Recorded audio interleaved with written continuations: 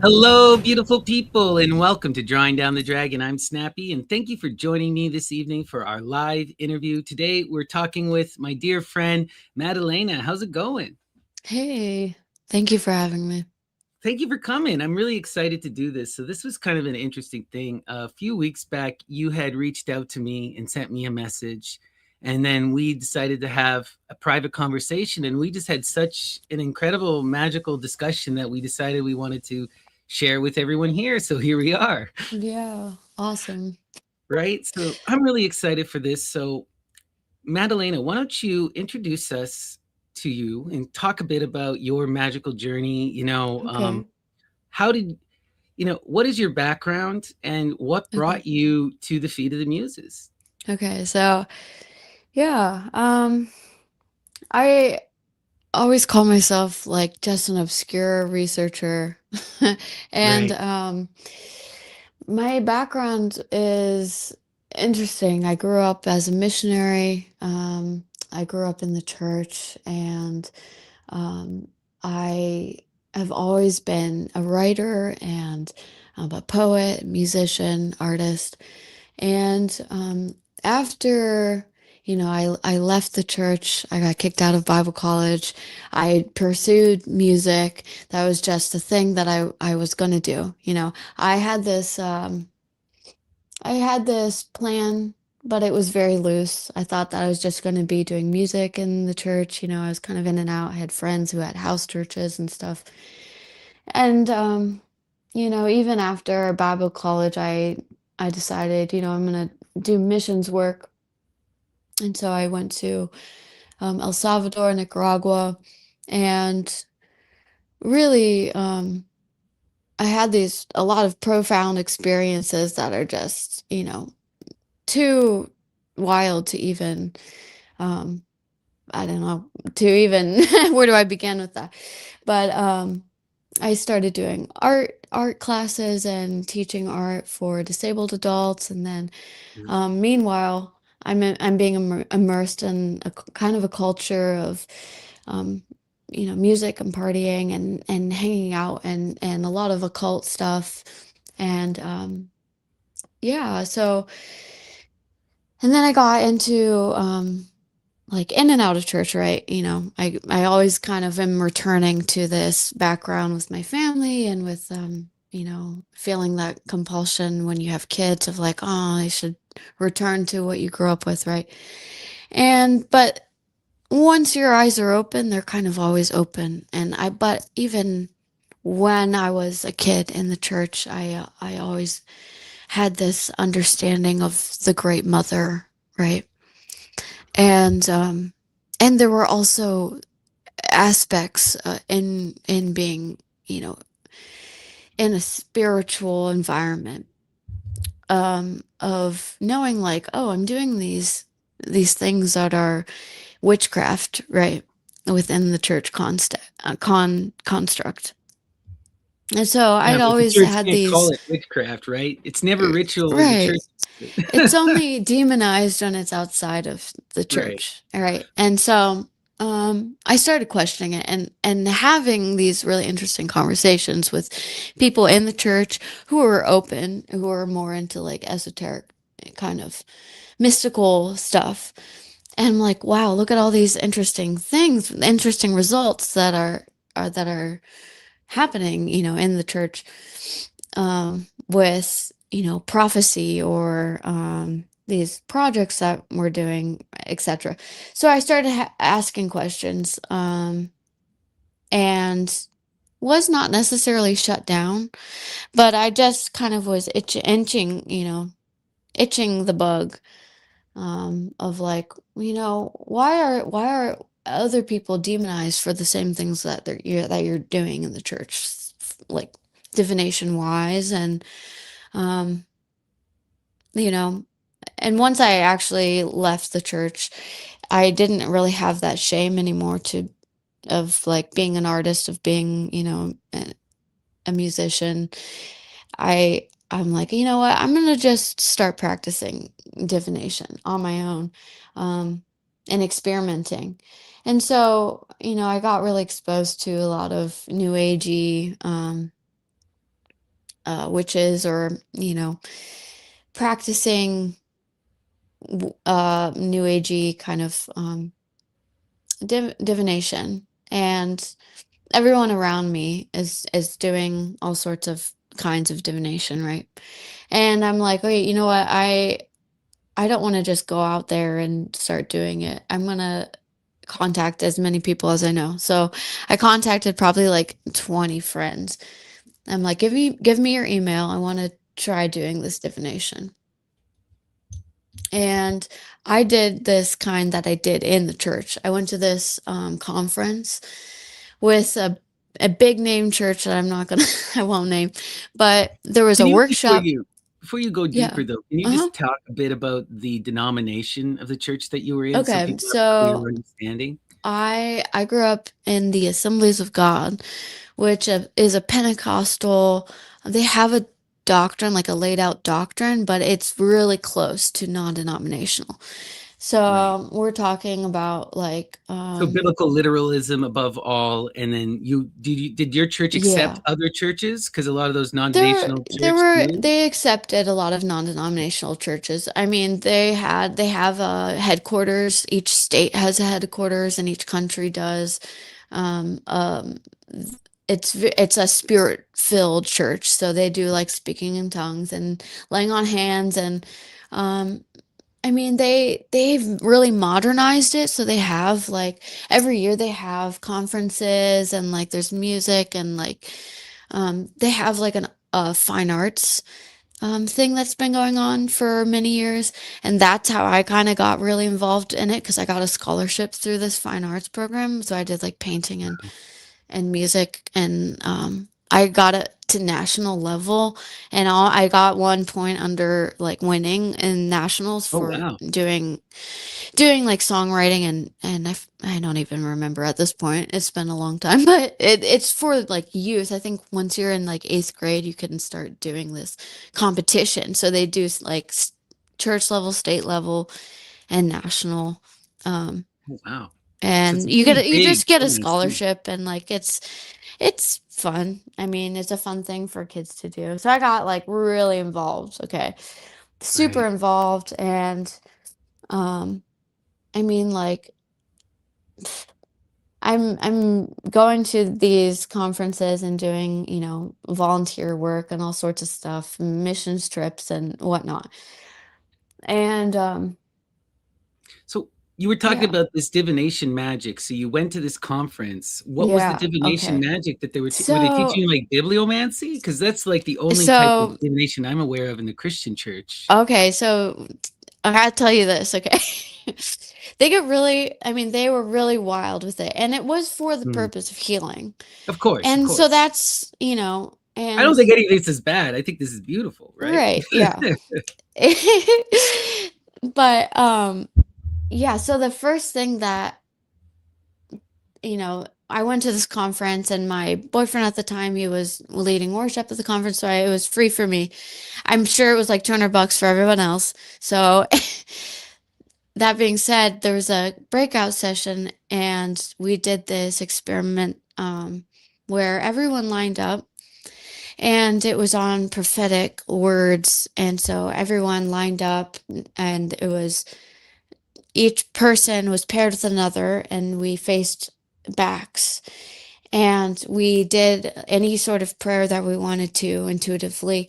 And then after about 3 minutes, you turned around, and the first thing that you had envisioned, you would say to the person in front of you, Oh, and wow. at the same time. That's some heavy magic. And yeah, so and then you would go down the line. So you would do this with every single person that was in that breakout session, Oh, that's and beautiful. just doing this like immediate like what's this thing and I experienced that in Bible college, the program that I was with. We did what's called treasure hunting. Are you familiar with that? Treasure hunting? Treasure No. hunting, okay. It's a really popular thing. I probably from the 90s, I think. But treasure hunting is a thing where you sit in prayer, right, and you write down all these things that come to mind just on a whim, right? red truck, lady with a sweatshirt on. She has a plastic bag in her hand. She's got a ponytail with a blue thing in it. And you write all these like really specific things down just intuitively. And then you go out and you look for it and you find it. Right? You go to Walmart, you go to wherever you're driving, and you're like, "Oh, I see a red truck. Let's follow this guy." And then you see this lady that has this exact description. You walk up to her and you say, invite her to church, and you say, "Hey, I intuitively found this description of you. Is there anything that you need or whatever?" However the spiel goes. So, That's so okay, that's so so wild to I'm me, yeah, because, like, so we're doing these things wow, like that. We had this, I mean, oh man, there's so many stories I could tell like that. Like it's where just we it's just had so like a much different board. than my experience. So, like, okay, I Yeah, was deeply involved, not for the super long time, but for it sure. messed me up for a long time psychologically. But I went pretty deep into an evangelical church. But the church that it was like so much more cold and textual and very like prim and proper white Yeah. people. You know what Yeah, I no, mean? there was that side too. I mean, So people did have miracles and stuff, but it was like yeah. everyone was, no one would talk or go up to a random person and proselytize. Like that would have Yeah, been yeah. seen as like radical and wild, Oh right? yeah. So, I mean, the whole of the church that I was a part of was the movement of it was is really radical, and they kind of boasted about being radical.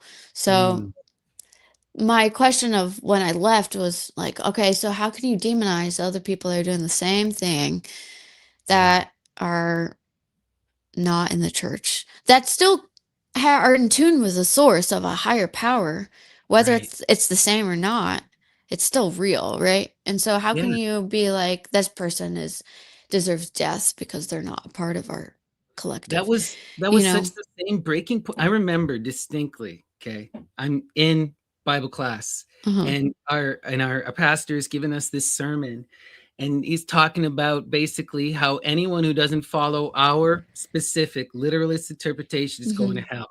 Yeah. And then he starts talking about how all the Catholics are going to hell. And I'm just sitting there like dying on the inside because my thing was I was raised in like an atheist family, but my extended family was Catholic. And then I got roped into this through high school youth groups, looking for friends. You're a teenager, you're vulnerable, they target Yeah. you, right? Uh-huh. And so I was just like flabbergasted. You telling me that all the Catholics are going to hell even though they believe in Jesus? Yeah. Every single one. Yeah, because they're all papist evil. And Hmm. this is though when the illusion was completely shattered. One of these young kids goes, raised their hand, but what about Tolkien? I love Lord of the Rings. What about Tolkien?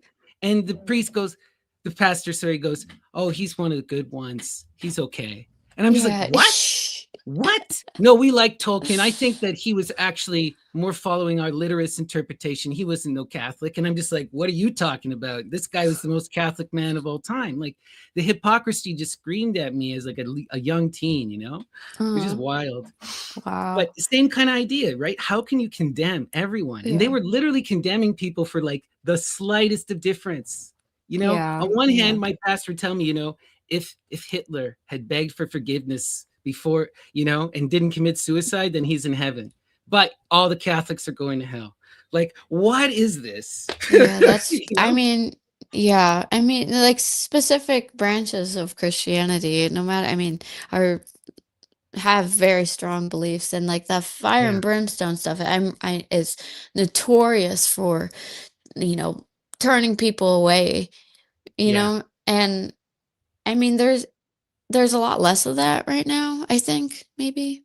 I mean, there probably still are churches that are like, "You're going to hell," like, really violently.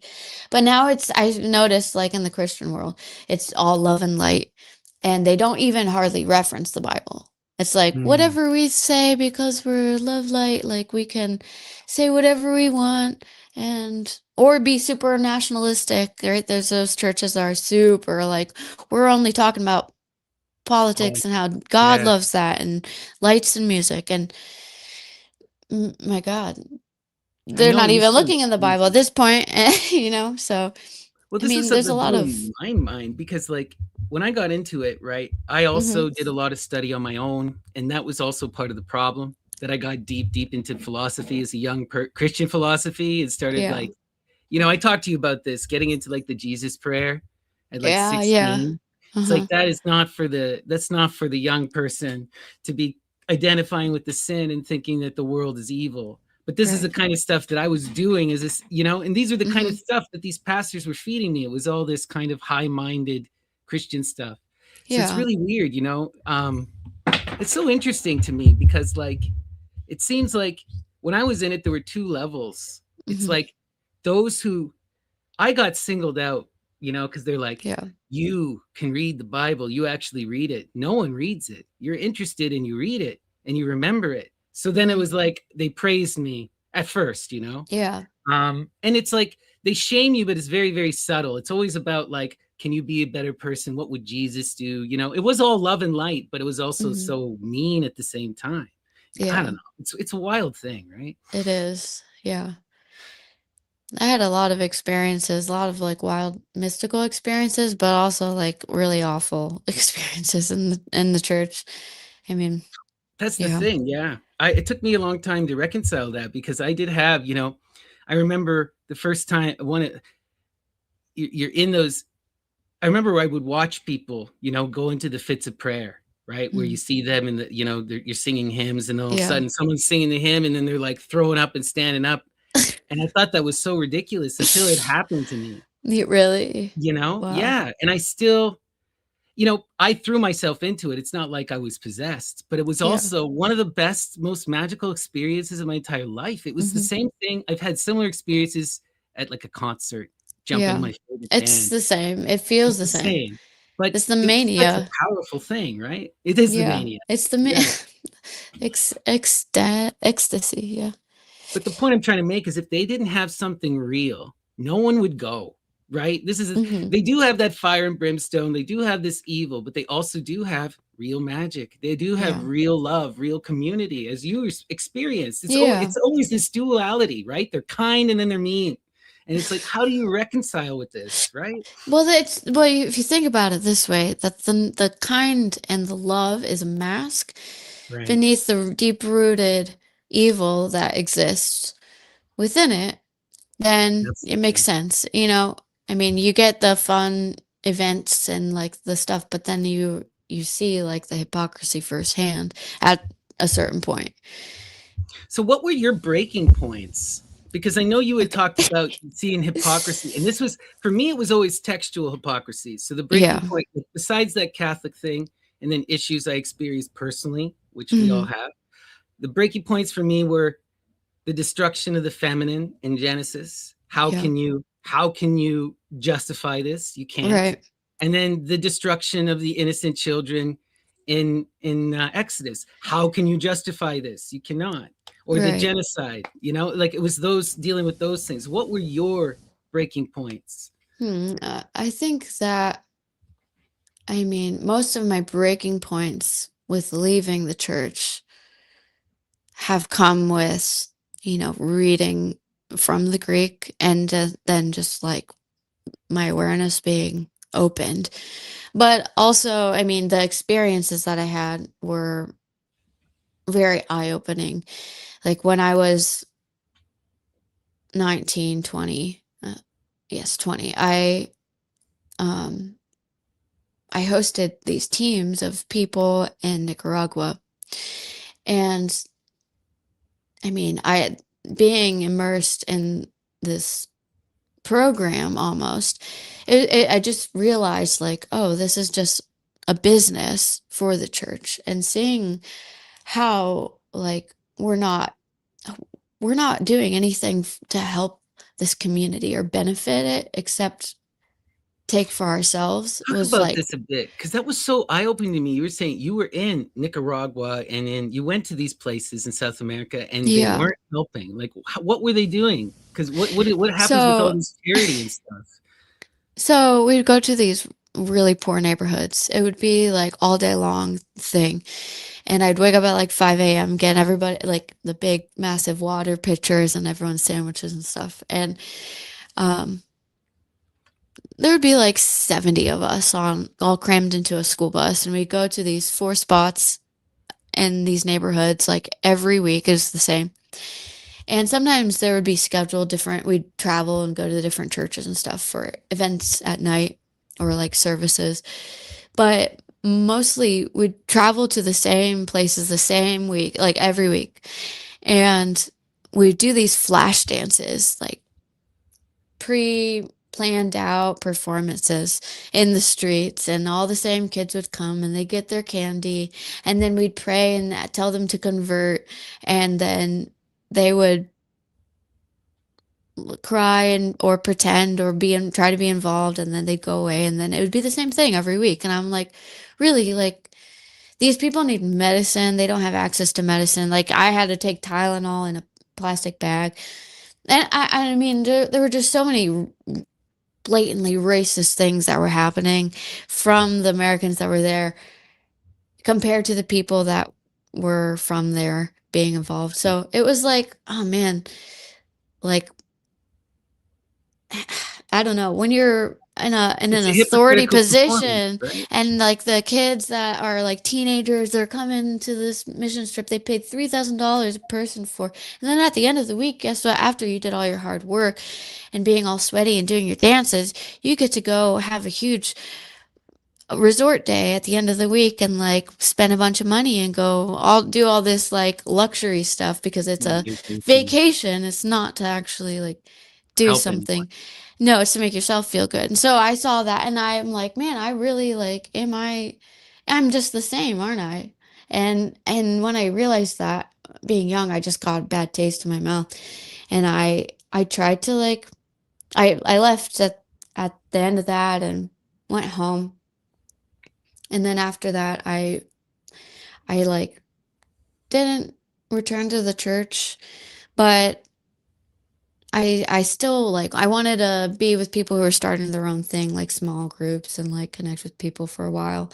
You're still And very that, spiritual and culturally connected. yeah, I mean, I was getting more open. I like started reading Mhm. Rumi and like as you do when Right. you're 20. Exactly, right? And so yeah, reading beat poets and whatnot. But Beautiful. Hail Jack Kerouac. yeah, forever.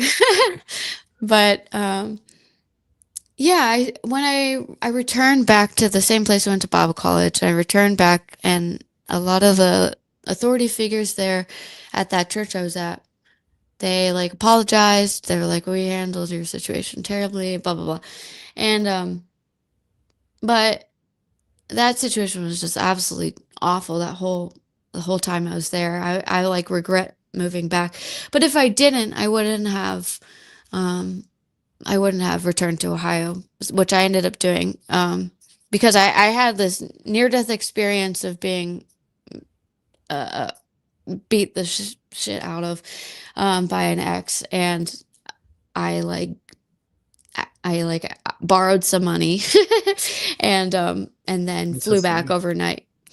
And then I like from then on, I was like, you know what?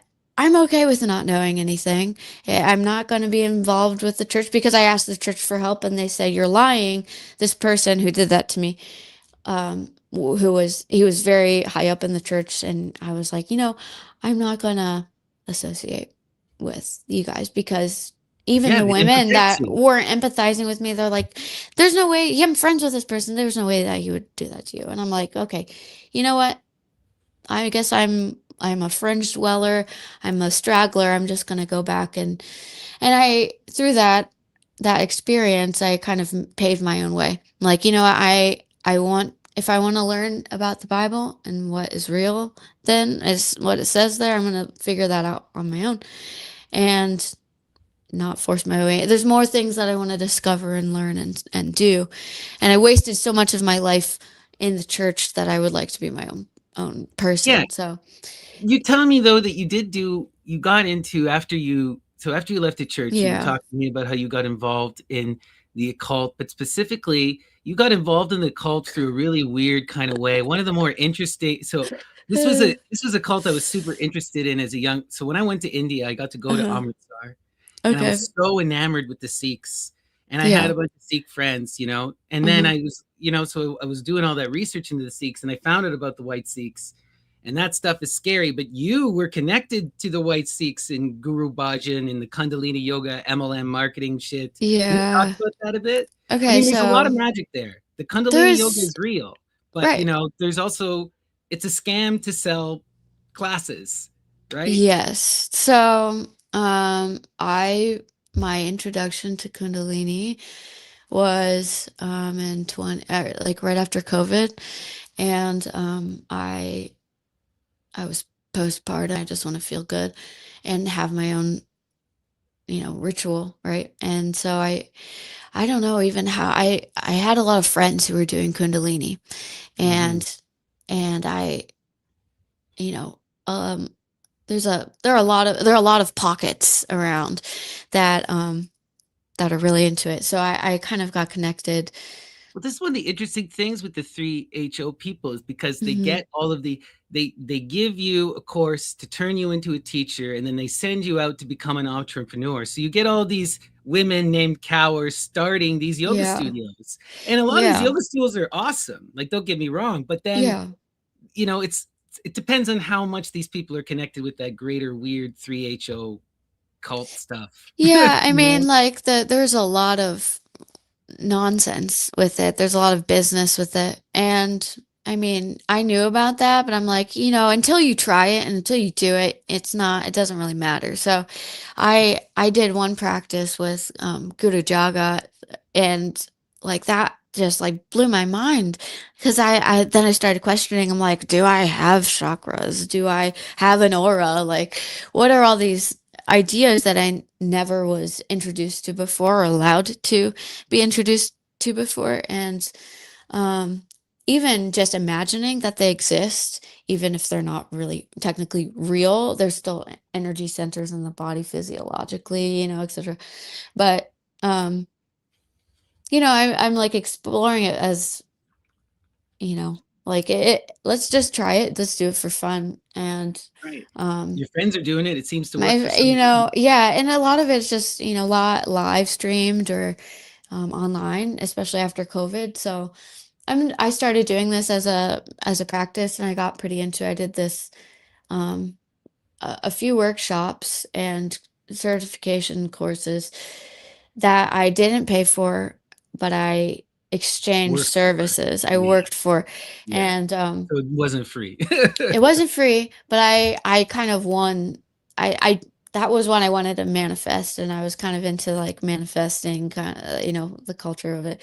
And so I'm like, okay, well, I want to have these opportunities in the yoga world, and I don't know where to get started. And so I started working and writing for these in-depth yoga sessions, and what I realized was that, okay, this technology and half of the stuff that they're saying is BS. But then there's also the part that's like, okay, the sound vibration when you're chanting, it resonates in the top of your mouth, and it stimulates this. And it doesn't matter what you're saying as long as it's an affirmation that is positive for your subconscious. And you're doing these arm movements, but they're in specific ways that allow the circulation to move in a certain way that creates this euphoric effect, or even like a painful effect, so that over time, when you're doing it for like 100 days or 1,000 days, that you're doing it this long every day for what, 10 minutes, and you build this resilience. So it helps your nervous system in the long run, I guess, is what they say. Oh, But absolutely. I'm like, okay, so there's like science to it, and I love that. And I love there's so many pockets that are like focused on, oh, we're the Kundalini teachers of Mary Magdalene. And then there's like pockets that are like, our brand is luxury and also like ancient Greek stuff.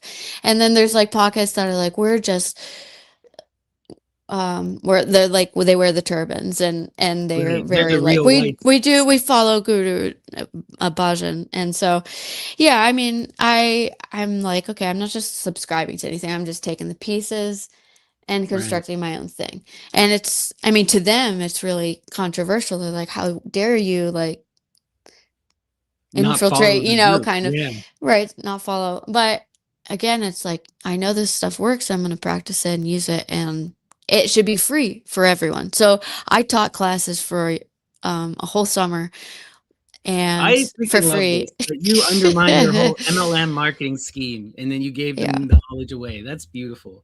Because it's like Yeah. both Kundalini and Reiki upset me because there is truth to these practices. There's magical Hmm. things that people really connect to, but it's all caught up in this weird cult of certification thing and Yeah. selling Yeah. nonsense to people.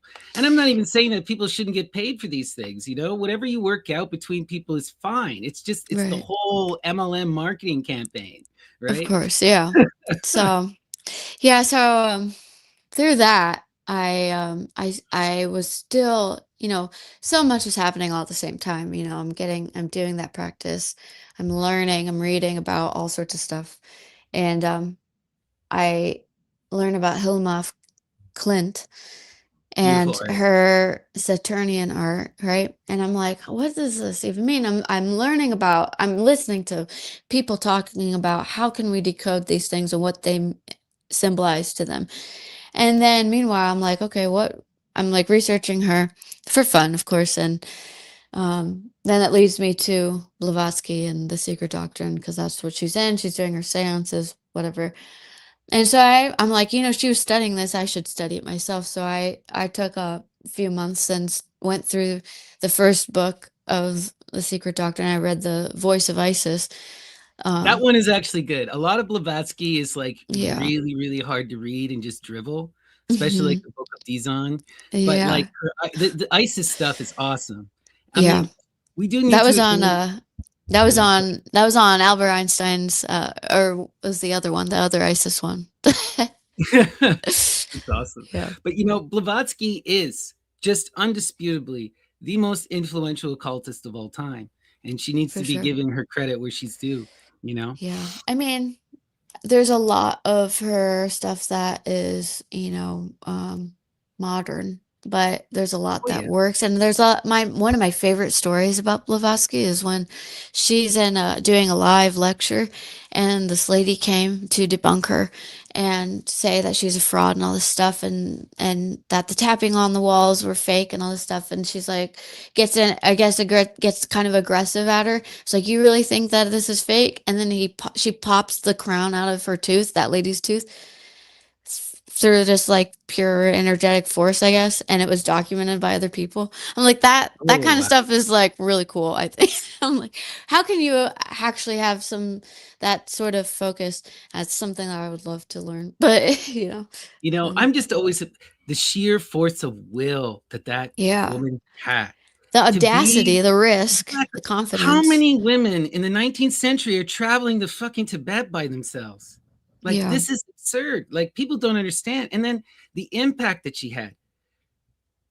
Gandhi. Okay, so much of the British colonial. My big focus in university was in India, and Hmm. there you cannot tell the story of Hinduism now without Blavatsky and Richard Alcott.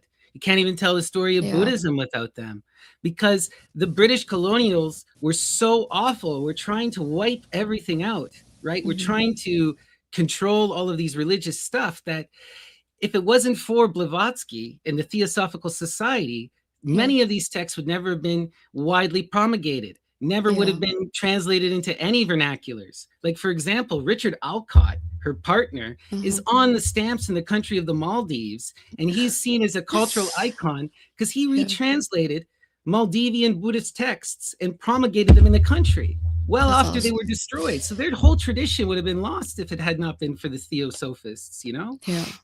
Yeah. So just a wild aside. I just think you know, they're a mixed group, but they get too bad of a rap. You know what I Yeah, mean? they do, for sure. I mean, there's a lot of good to take from it as well, you know? Absolutely. I mean, Absolutely. I remember because I learned all the good stuff and then I heard all the bad stuff after. And I'm like, really? Like, dang, I didn't know. The biggest Sorry. stuff with her, I mean, it's like it's hard to say how much. Okay, she's guilty in a sense, but she's also Hmm. operating of a time and a milieu, and she's not the only one. There is this whole like the biggest criticisms you get of her are all about the root races, going back to Yeah. Lemuria and Atlantis, having these very racialized theories and these ideas about human evolution and Yeah. classism. She's very much a noble woman, a Hmm. rich, powerful woman, and a white woman, from Yeah. the 19th century. But we also got to remember, like, people like Steiner were just as bad, Right. and this kind of Yeah. stuff is, it's all operating throughout all of this. And most modern theosophists are not into any of that race theory, or they've managed to like reinterpret it into these far more balanced ways, right? Yeah. But it's interesting. The theosophy stuff is something that I got into, and that's what led me to Michael Bertio and Nice. all Yeah. that kind of wild craziness. That's yeah. Jeez. I haven't even really delved into his stuff that much, but I'm vaguely familiar. Yeah. Yeah, well, he's creating his own thing. It's part Hmm. voodoo, part theosophy, part Yeah. Thelema, part whatever. All Michael Bertio, But what I love about Yeah. him is that it's very much like he's empowering people to be their own artists, to create their own grammar, to be their own, to manifest their own magical worlds, right? Yeah. And that's Hmm. and that comes out of a lot of that theosophical tradition, right? Yeah. And a lot of also out of the thelemic tradition, this wild uniqueness, the scrying of the imagination, I And I love just that. find that so beautiful. Yeah. There was a project I started working on. I didn't complete it, but it was called Interplanetary, and it was on using visualization to create worlds. And I got inspired by that from there's a mantra, and it's a bunch of like it's a whole list of words, and I guess there are different universes that you can enter into with different, I guess I would imagine different virtues attached to each one. And so I was like, you know what, I should create this art piece, like poem, based on that Oh, that's so concept. beautiful. So That's I, so beautiful. yeah. So, talk to me a bit more about your translation, because if I remember, this is what really expanded you and brought you into the Lady Babylon work. Okay. So after the Kundalini stuff, or toward the end of it, I was starting to get back into reading the Bible. And with my understanding of, I understand a lot of symbolism, etc., from the esoteric Western tradition. And I'm like, what would it be like to read the Bible from that point of view? And taking in account, numerology, all that. And so I decided in 2022 or 23 to start with Matthew and just start rereading it from this deconstructed perspective.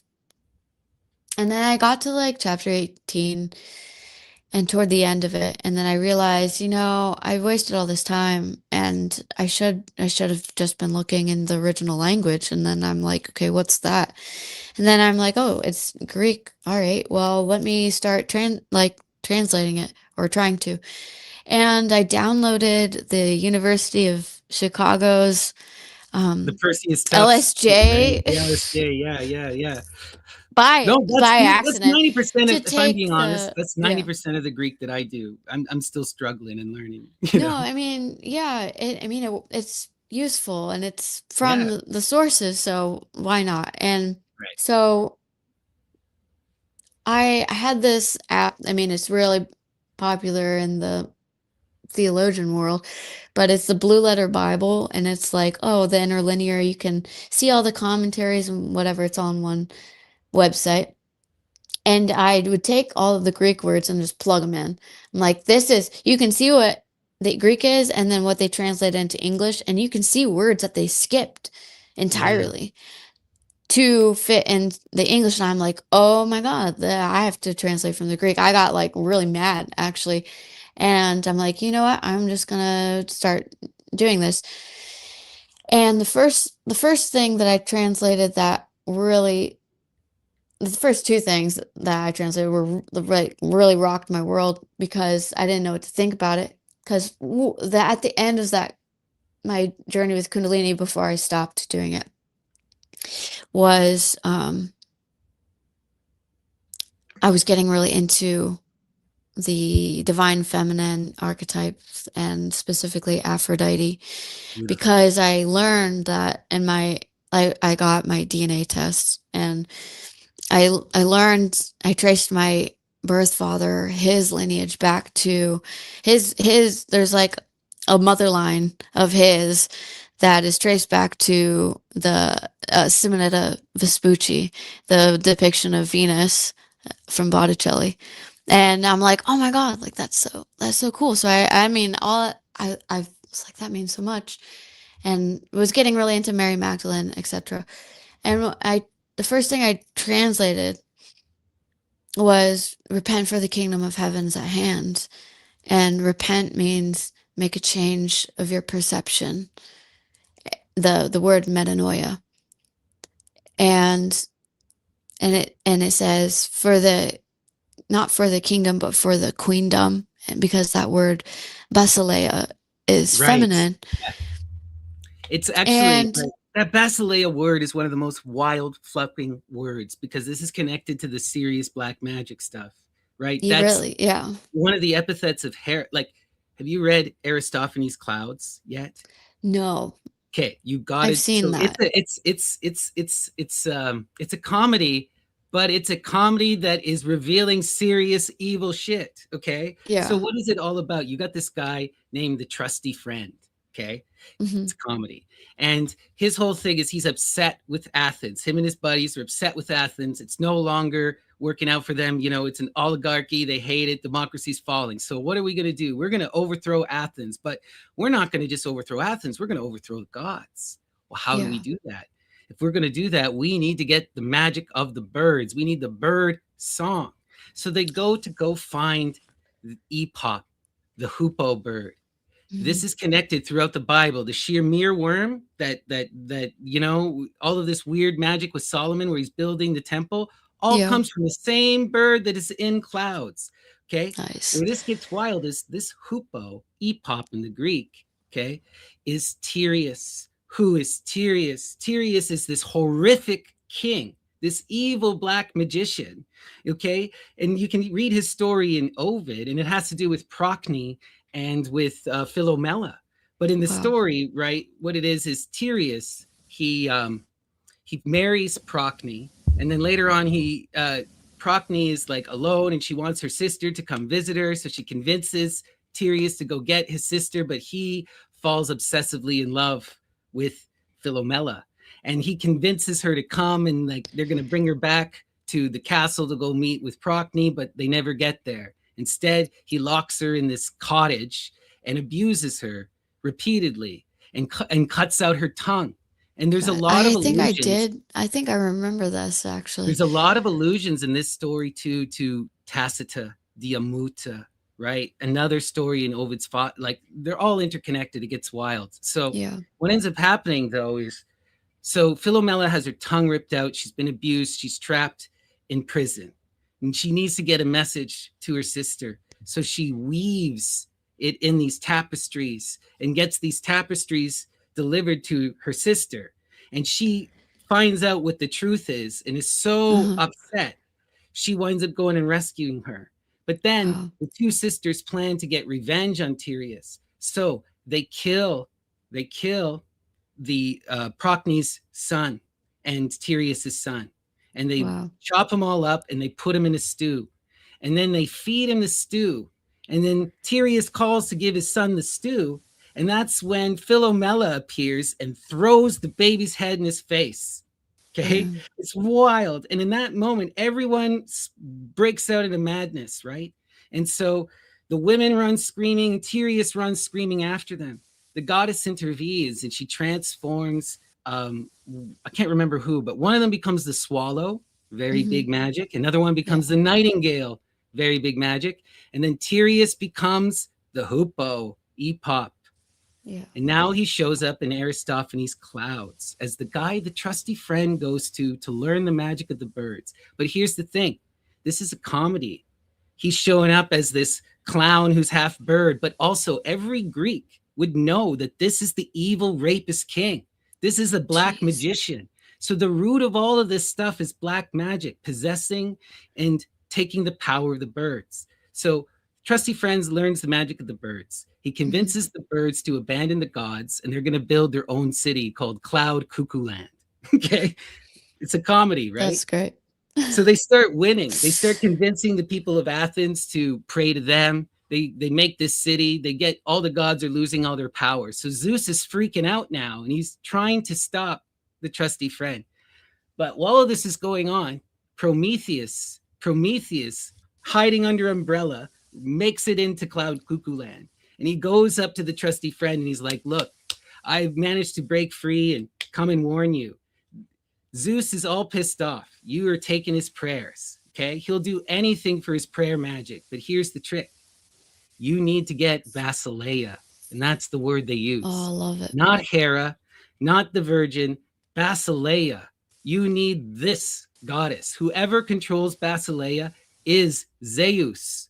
So what ends up happening is the trusty friend makes a deal with Zeus. If you give me Basileia, I'll give you back the prayers. Zeus says fine, but then he seals his fate, and now the trusty friend becomes the next king. But this Wow. is all the same kind of magic that we see in Solomon. This Yeah. evil black magic where they're constructing the temple and stealing the power of the gods, becoming Zeus. You Yeah. know? So Yeah. I sorry mean, the diatribe, but it's just so wild, you know? yeah, it is. There's a lot is connected. So much is Right? connected. And the more that I read and I learn about all these different kinds of stories and of all sorts of genres, the more I see in the text how much is connected. Even, New Testament or Old, the whole Bible is just a story of the rites. It's like a collection of these rites. And Absolutely. whether it's historical or, some people are fighting whether it's historical or symbolic, it still shows very clearly how much it is reflected of these mystery cults, right? Right. But that's so what? So you found the Basileia, the queen The of them. first thing I Right. found was Queen of Heaven. And I'm like, Mm-hmm. who is the Queen of Hail Heaven? Urania. You found Yes. Aphrodite then, right? I found her, and I was so mind blown by that I stopped for a couple months doing that because I was just overwhelmed by, like, it was just first thing. I'm like, yeah, that's the first thing that seems cool to translate in Matthew, right?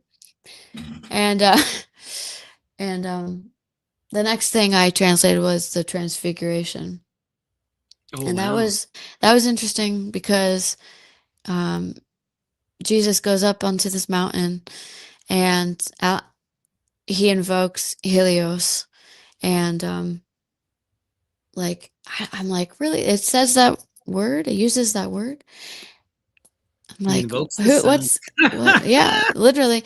And I'm like, wow, this is like no joke. It's just straight out, right? Like, so Absolutely. while I was doing that, so I started over, obviously. I started over reading Matthew. So now it's been like what, 3 years. And since the very beginning, like while I was doing that, um I had these really intense visions, right? I was having nightmares, and then that got me um having these memories of these near death experiences that I had had. And I'm writing and creating illustrations and just, you know, doing it for my mental health. And I end up contacting one of my friends, like Kundalini friends, and she gives me a tincture. And she's like, it'll help with your nightmares or integrating shadows, etc. I'm like, ah, I'm all about that, whatever. And I start taking these flower essences, and then 2 weeks later, I start waking up exactly at 3:51 in the morning every day. And every day I see there's a mirror in my room and I see these entities crawling out of it. And I hear them and my kids hear them and they see them.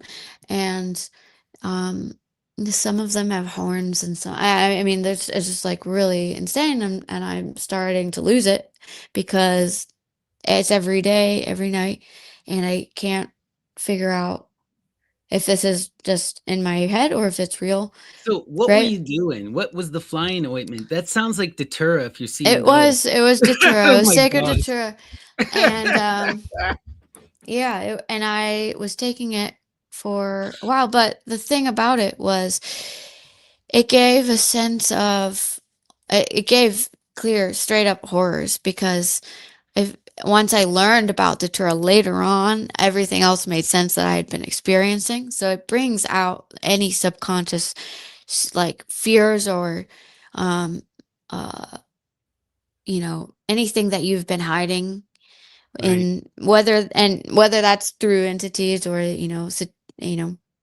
anything that's going to be projected, right? Sorry. And so I was going through a really rough time at the time. I was like, if I would have known it prior, I would not have taken it at the time. The timing was bad. Timing was terrible. Worst timing.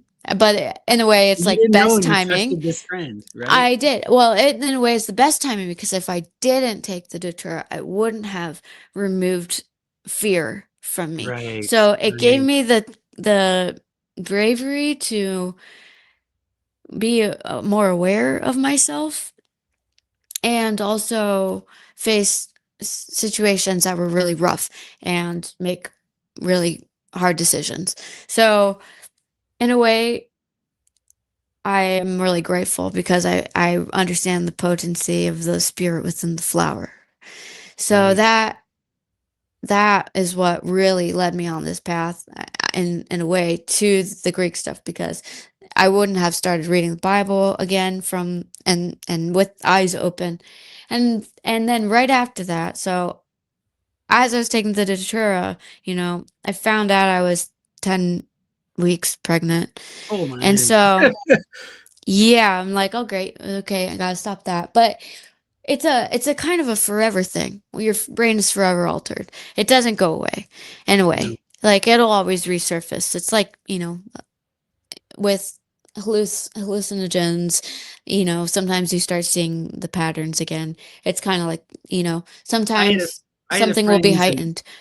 a dear friend of mine is a serious, psychonaut and witch, wretch. We do a whole deep dive into entheogens on here, and Yeah. he, for years, was involved in Datura, and he stopped Nice. because he started to, have like serious nerve damage and he had to Hmm. heal himself and to change it. But he used to have he didn't smoke and he'd have hallucinations of himself constantly smoking, Yeah. and ghosts would just come into his house just Hmm. randomly, Yeah. and so it's like years after the fact, years Yeah. after. It's heavy. I do tell him, do not do this. No, you know? no, don't do it. Don't do it. No. It's not it's not good. And it's not I don't think it's legal either, so No, technically. but you can just go find it in a field. That's the Yeah. wild thing about Datura, you know? Yeah. Grows all wild across North America.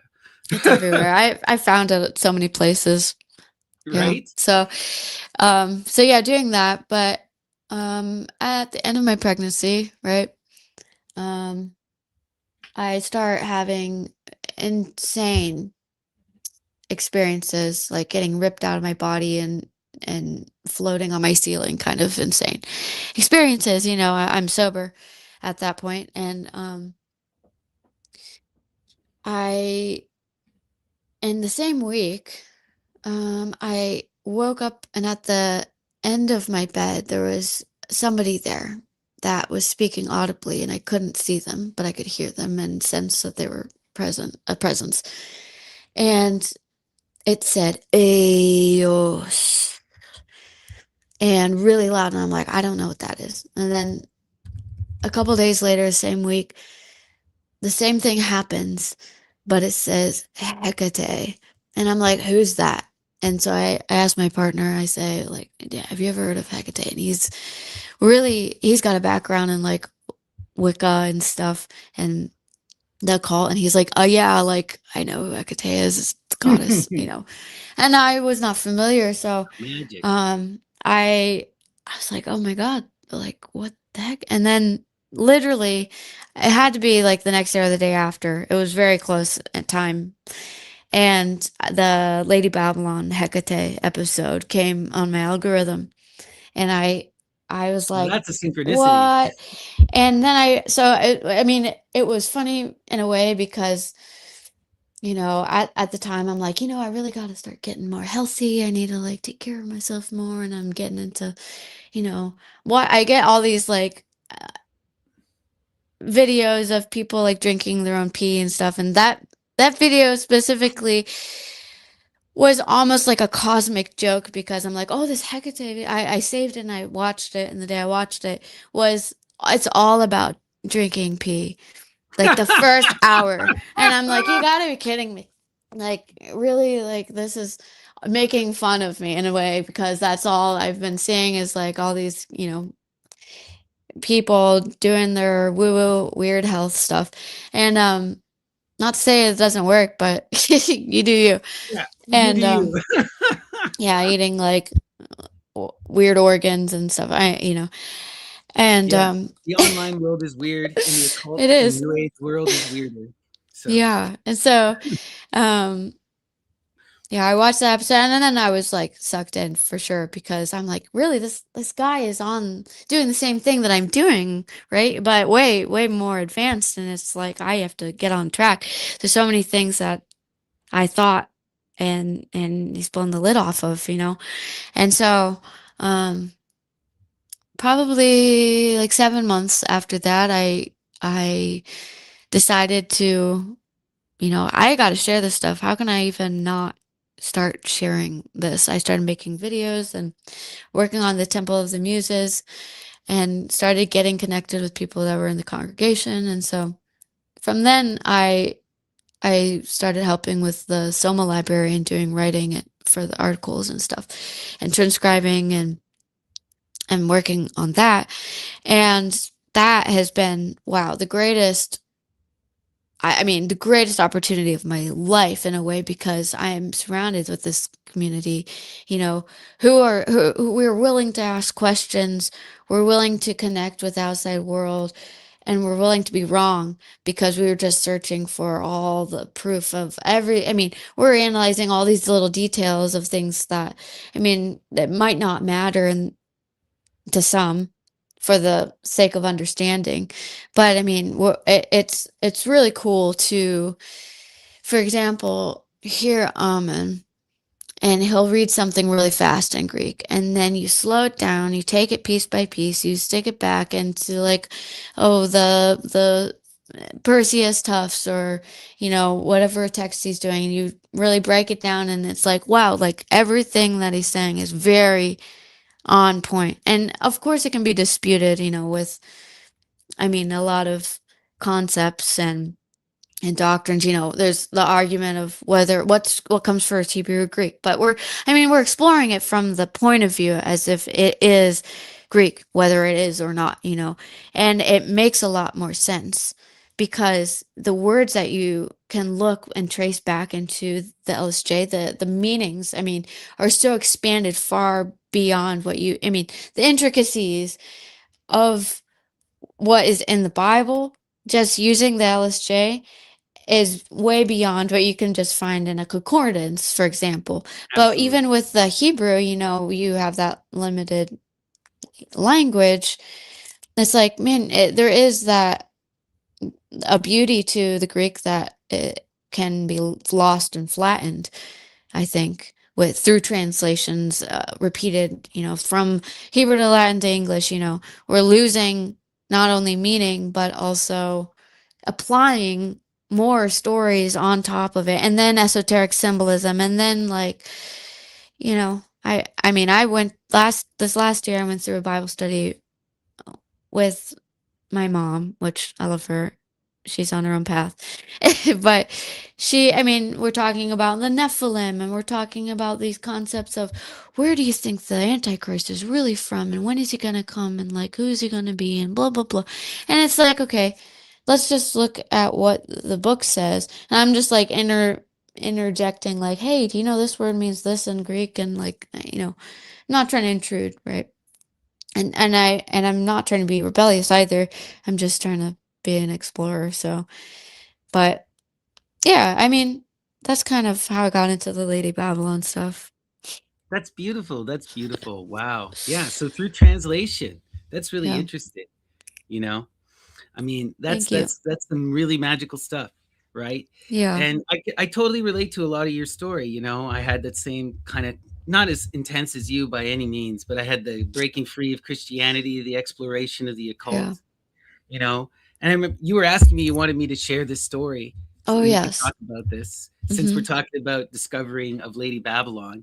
This was one thing we bonded over, and your partner was interested. So this is kind of funny. Um, so my story, right, was I had basically given up. I had gone to the depths of religion studies. I went to India. I got really, I was a workaholic for a number of years. I was, Yeah. A plus student, managed to get my way paid, was able to go to India. And then I was looking for God. And all I found everywhere I went was propaganda and satire. Every single way I went. I was so mad because, like, I left Christianity dejected, looking for answers, got into religion studies, and Yeah. then just found that it was all lies. Then I was Right. like, oh, maybe Islam is right, but it's all lies. Then, oh, maybe Buddhism is no, maybe no. Every single one of these religions just kept proving to be more and more frustrating. And I just became, after a while, just completely dejected. It was like, what the hell am I doing?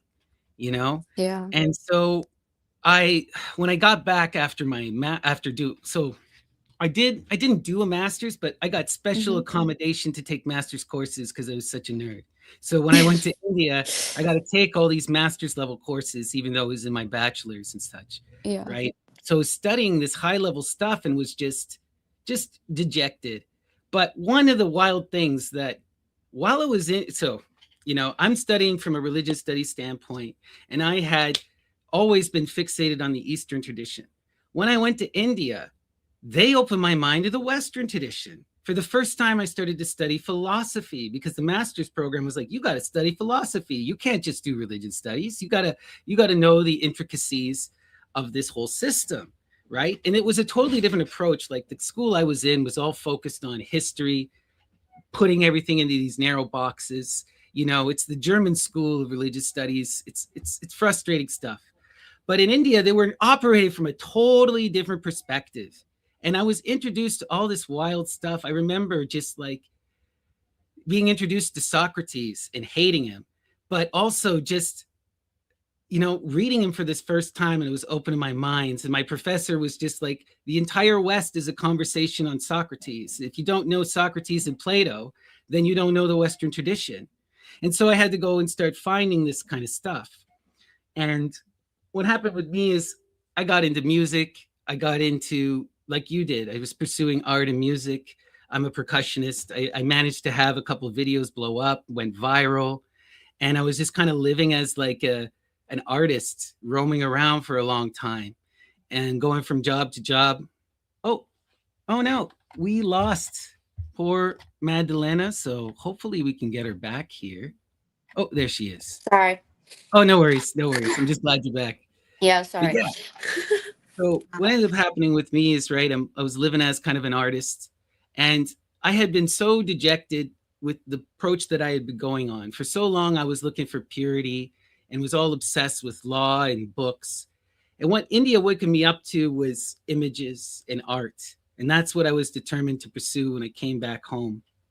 And I started to get really into the occult. I had always kind of dabbled with magic. I've Yeah. always been just this religious nerd and checking out anything spiritual, you know. But I started to get heavily into it, and I became really obsessed with Saturn, Chronos. Yeah. Specifically because, like I said, I was all obsessed with this idea of purity for so much of my life. Like I was rejecting 90% of the world. I was focused on studying, right? I was like, this stuff is evil. These people are evil. This is stupid. I can't enjoy anything. I got to be in this kind of a mode. And when I came back, India like wrecked me from that. And I had to go experience the other side. So it's like, okay, well, what is evil in the Greco-Roman tradition? What is evil in the Western tradition? What is from my cultural perspective, what actually is evil? So I'm asking this, and I get to Saturn. The root of evil in the Greek tradition seems to be that Saturn Chronos. But the more I was looking at this image, I'm like, this isn't evil. This is the cycle of time. What is Yeah. going on here? Right. And I just kept getting into this, and I got into basically Michael Bertio.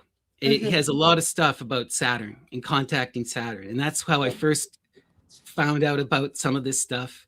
That then led me to develop sort of a regular ritual practice. And then I just started getting all this wild inspiration. I wound up getting this book here, The Arcana Mundi. Yeah, I love it. Right. And then this turned me on to the PGM. And what I wound up doing, I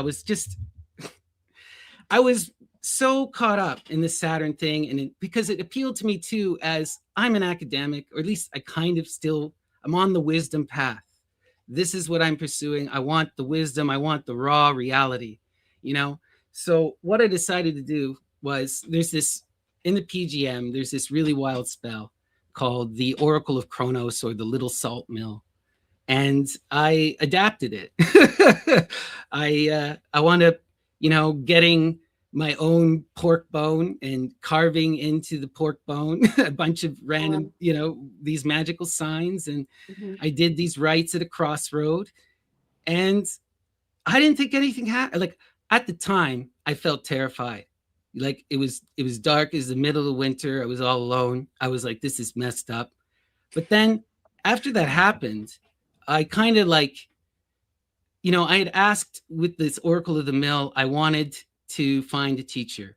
I adapted the spell so that I could ask specifically for a teacher in the Saturnian tradition, And I had been I'd been reading about these rites and stuff, binding yourself to Saturn and whatnot, and been reading about the connection to Rhea and to all these goddesses. So I was like reading this for a while, but nothing sort of happened. And I fell out of magical practice, fell into life. I wound up with a person who didn't like any of that kind of stuff, and sort of forgot about it for a year.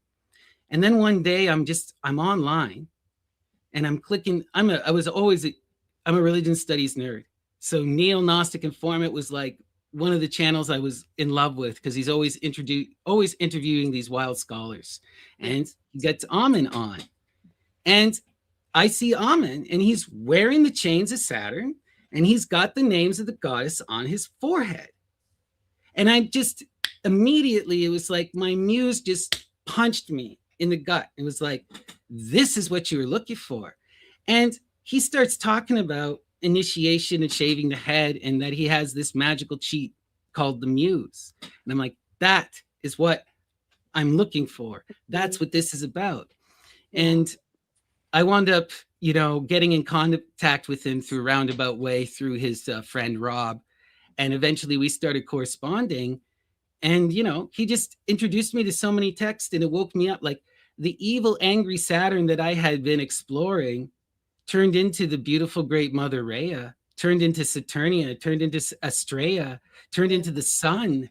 I got, Dionysus and Apollo, all of this, it just became so beautiful to me. Yeah. And it just I couldn't believe that, people weren't seeing the fullness of this magical image, that they were just turning Kronos into this troll.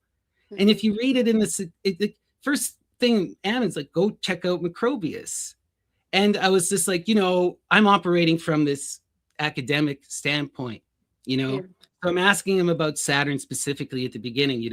The academics say that there are three distinct Kronos kind of characters. There's the ancient Kronos, who is the one who cuts, who gets castrated by Zeus.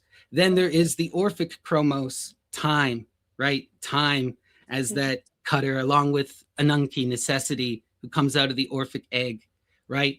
And then you have sort of Saturn, the Roman one, which is also conflated with these agricultural gods and the sun. But in academia, these are three distinct things. These traditions are not related. They do not overlap. And the fact that the Greeks overlapped them in the later centuries is stupid.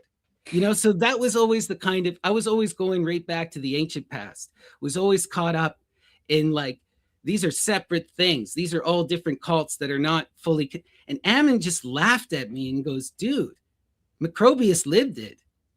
That's literally all he said. He's like, you're going to argue with Macrobius? He was there. Saturn is the sun. And I just like, I needed permission. I needed someone to help me see in a holistic perspective. I needed someone who was doing the shit. And that's what Amen gave me, in many ways. And also just so many great books. He just kept saying, and Chewy too, like Chewy recommended me this book, Christine de Pizan, The Book of the City of Ladies.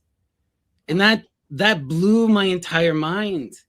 Her transition to become the man and fight these men and prove that women are equal. It's you got to read this book. It's one of the most inspiring books I've ever read.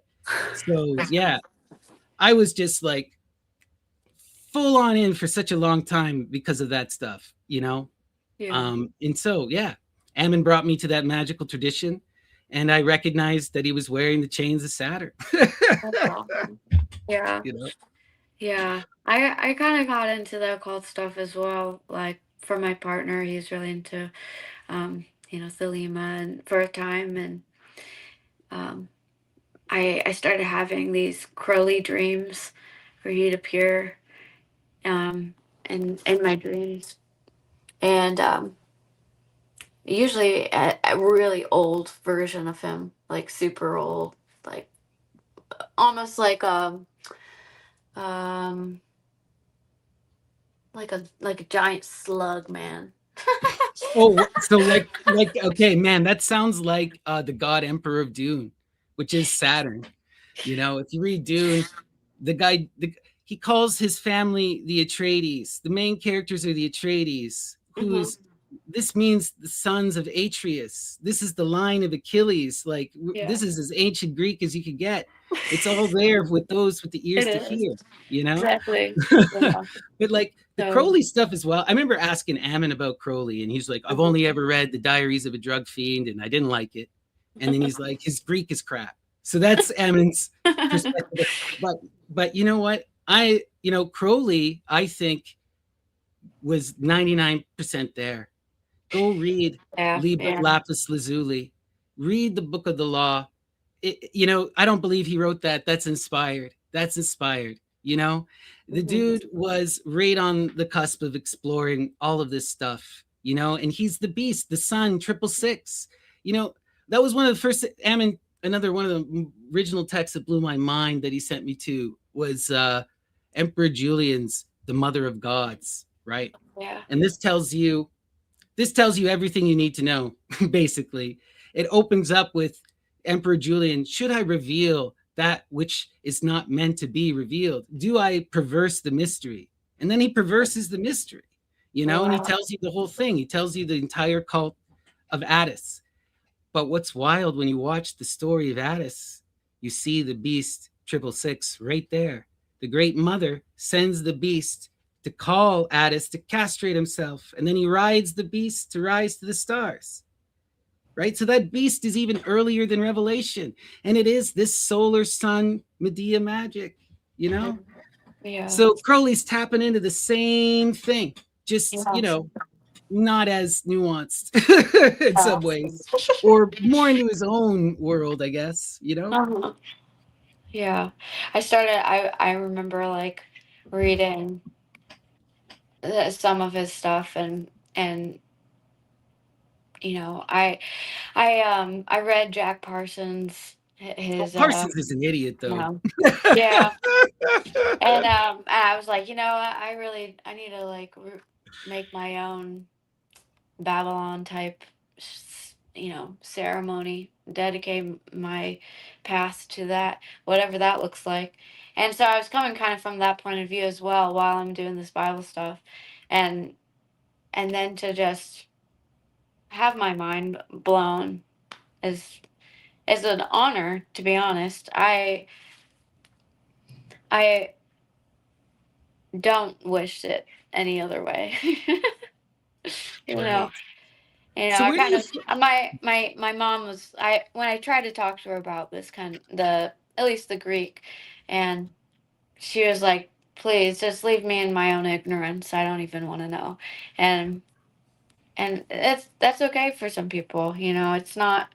This kind of stuff isn't for everybody, and not everyone's going to agree, and we don't need to shove it down their throats. No,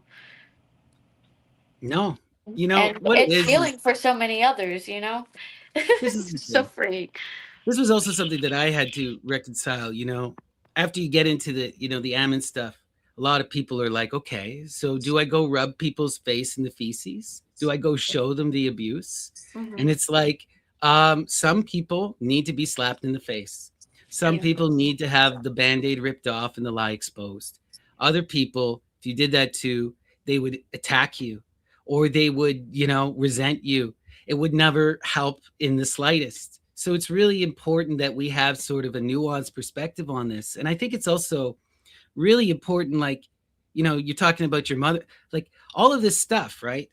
Hmm. You can get to the divine without any text. You can get to the muse without any text. You can perceive the beauty in nature. You can know the self by sitting in the self, right? The perception can take you to the face of the muse in the same way that the voice or the word can take you to the muse, right? So you don't, and the other thing is everything is chaos fractals. As much as, I agree with Ammon that the Greek is so magical and that these are important things that can exist as portals.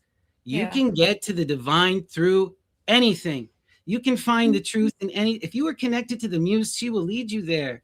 You can find the hero's journeys in bloody Star Wars. We talk about Dune. That was my childhood, you know, and I don't even know if all of this is in Herbert, if he intended it, but it inspired me and it led me to magical understanding.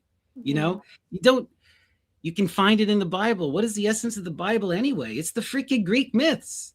Yeah. We just need to see that it is stripped. The big issue that I have is that, and it's the main issue that I've always had. They remove the feminine. They bastardize the Yeah. feminine. They strip it and they ignore it and they toss it in the bin. It becomes this vehicle, becomes the vessel for God and nothing else. It becomes dead nature that is meant to be enslaved.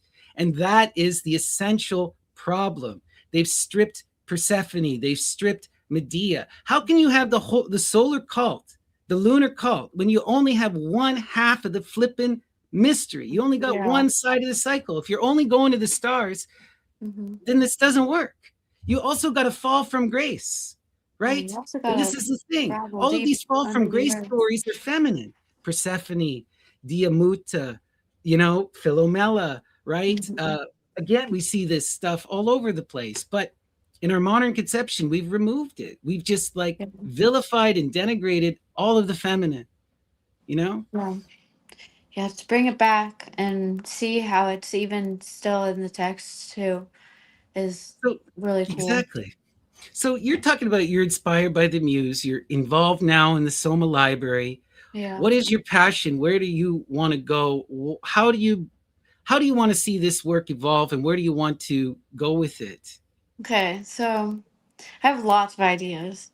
For Hmm. one, the Temple of the Muses is meant to just promote Lady Babylon stuff, right?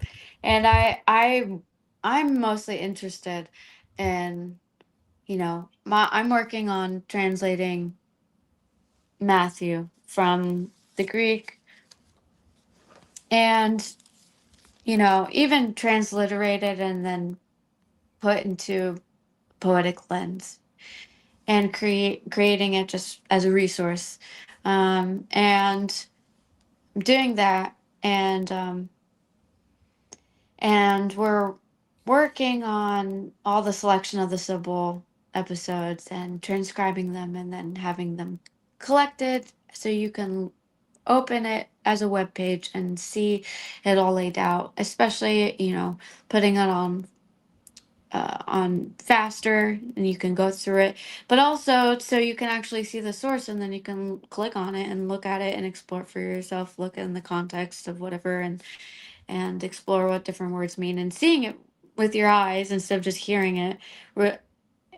and having it laid out and formatted like how we do it is so helpful, and being able to return to it, after you've watched something, and then having the library is cool because you can do a search and you can look to see how all these other live streams and how they connect to each other and different references and different, like, where did he talk about Durkheim in this sense, and you can look it up, or where, Neonice goes, all these other like really small details that you wouldn't be able to find if you're just looking in the YouTube video or transcription. It's like, it's really cool to be building this as a resource. And I don't, I mean, and it's also just to preserve it as well. Absolutely. So that's there's a it's lot of fun. that that's Yeah, yeah, important, right? yeah. And you guys are So learning so much through growing through it. So everyone should go I check out the yeah, website. It's Soma Library. it's Hypatia Gnostikoi, Hypatia Gnostikoi.com. But if you look up Soma Library, all one word, it should come up It should as come up. well. So yeah. That's beautiful. So everyone go support the congregation and their work over at the Soma Library. That's amazing, right? They're doing the Yeah. hard stuff and they're Mhm. giving you all of the sources. If you're looking for your cheat and your shortcut, that's the place Mhm. to go. Yeah. I mean, Just in a remember way, to read the it sources still yourself. immerses you right Oh into it. yeah, it's So beautiful. It's yeah. beautiful.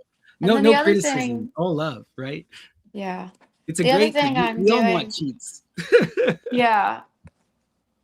So the other thing I'm doing is, I mean, besides just spreading this knowledge and exploring for myself, I I'm doing I'm practicing, I'm doing divination and doing hypnosis and um, working with imagery. So I'm gonna start doing live streams, maybe like every once in a while, just experimenting and doing it for fun and seeing what comes from it.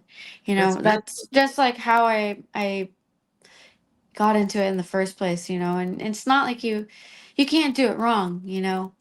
Yeah, When you're no, of doing course. your stuff from intuition. So that's kind of how I feel about music, about you know, art. It's like, in a way, if you're unless you're trying to be like something else, there's no way that your genuine creative expression can be wrong.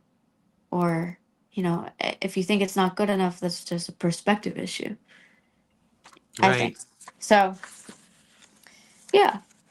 No, that's beautiful. I mean, that resonates so hard with me with the tarot because the tarot is Yeah. always telling you it's a perspective issue.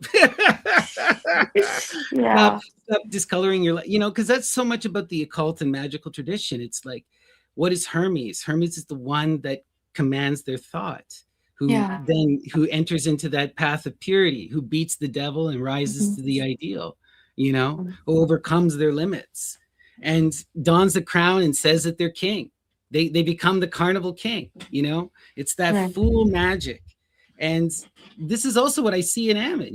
He's gone through, you know, another source that really resonated with me that Chewy recommended to me, and then I had to read like several times. It blew my mind, and I can't recommend it enough. Is the Count of Monte Cristo? And Oh, this, yeah. everyone goes, oh, this is an ancient Greek. Why is Ammon and Chewy recommending you this stuff? It's not always about the ancient Greek. The mysteries continue, and they're dragons across all of time. And this is just a story that resonated with me. And then, like, I cannot see Ammon anymore without thinking of the Count of Monte Cristo, Yeah. because knowing his personal story, and then you read that story, he went through this alchemical death and became a symbol, and now he's possessed by the spirit of decay, and he's going to invoke justice in the same way that Dantes shares his name, becomes the fucking Hmm. invoker of the angel of justice. Yeah. It's the I love same it. exact thing. Yeah. And when you recognize that, then you can see the whole artistic performance and why he's so focused on this kind of a narrow idea, you Yeah. know but people need to understand that and Yeah. recognize what is going on here. He's involved in a very specific magical work. His art is serving a purpose, and Mhm. it is to satirize. And a lot of people get mad when I use this word. Okay. And a lot of it has been, people online distorted and run with it. But Mhm. we're talking about ancient Demeter cult magic. Okay. The satire kills people. It kills people. This is not a joke. This is not something cast lightly. This is something that ruins reputations, that flips the polls, right? That accuses people of the worst kind of stuff. And it's often not about lies. It's about the exploration and exposition of truth. Yeah. Okay. So Mhm. this is what he's involved in, is this very deliberate type of thing to flip the poll, to expose. Yeah. And so that's what you're going to get with Hammond. You do Mhm. get all of the Muse stuff that I talk about and all that stuff Yeah. from the other side as well, because that's where he's coming from. But his Yeah. main performance is this, right? Yeah. And a lot of people don't, well, yeah, they see him as an academic, and he's a Mhm. magician. Yeah. The academia is secondary. He's a This is a wizard. man who is a priestess of Isis. Yeah. Look at him. He's got the shaved head. He's got the tattoos. All he needs is the bloody eyeliner. you know, Yeah. think about it, Mhm. right? So, I mean, it's just beautiful to me.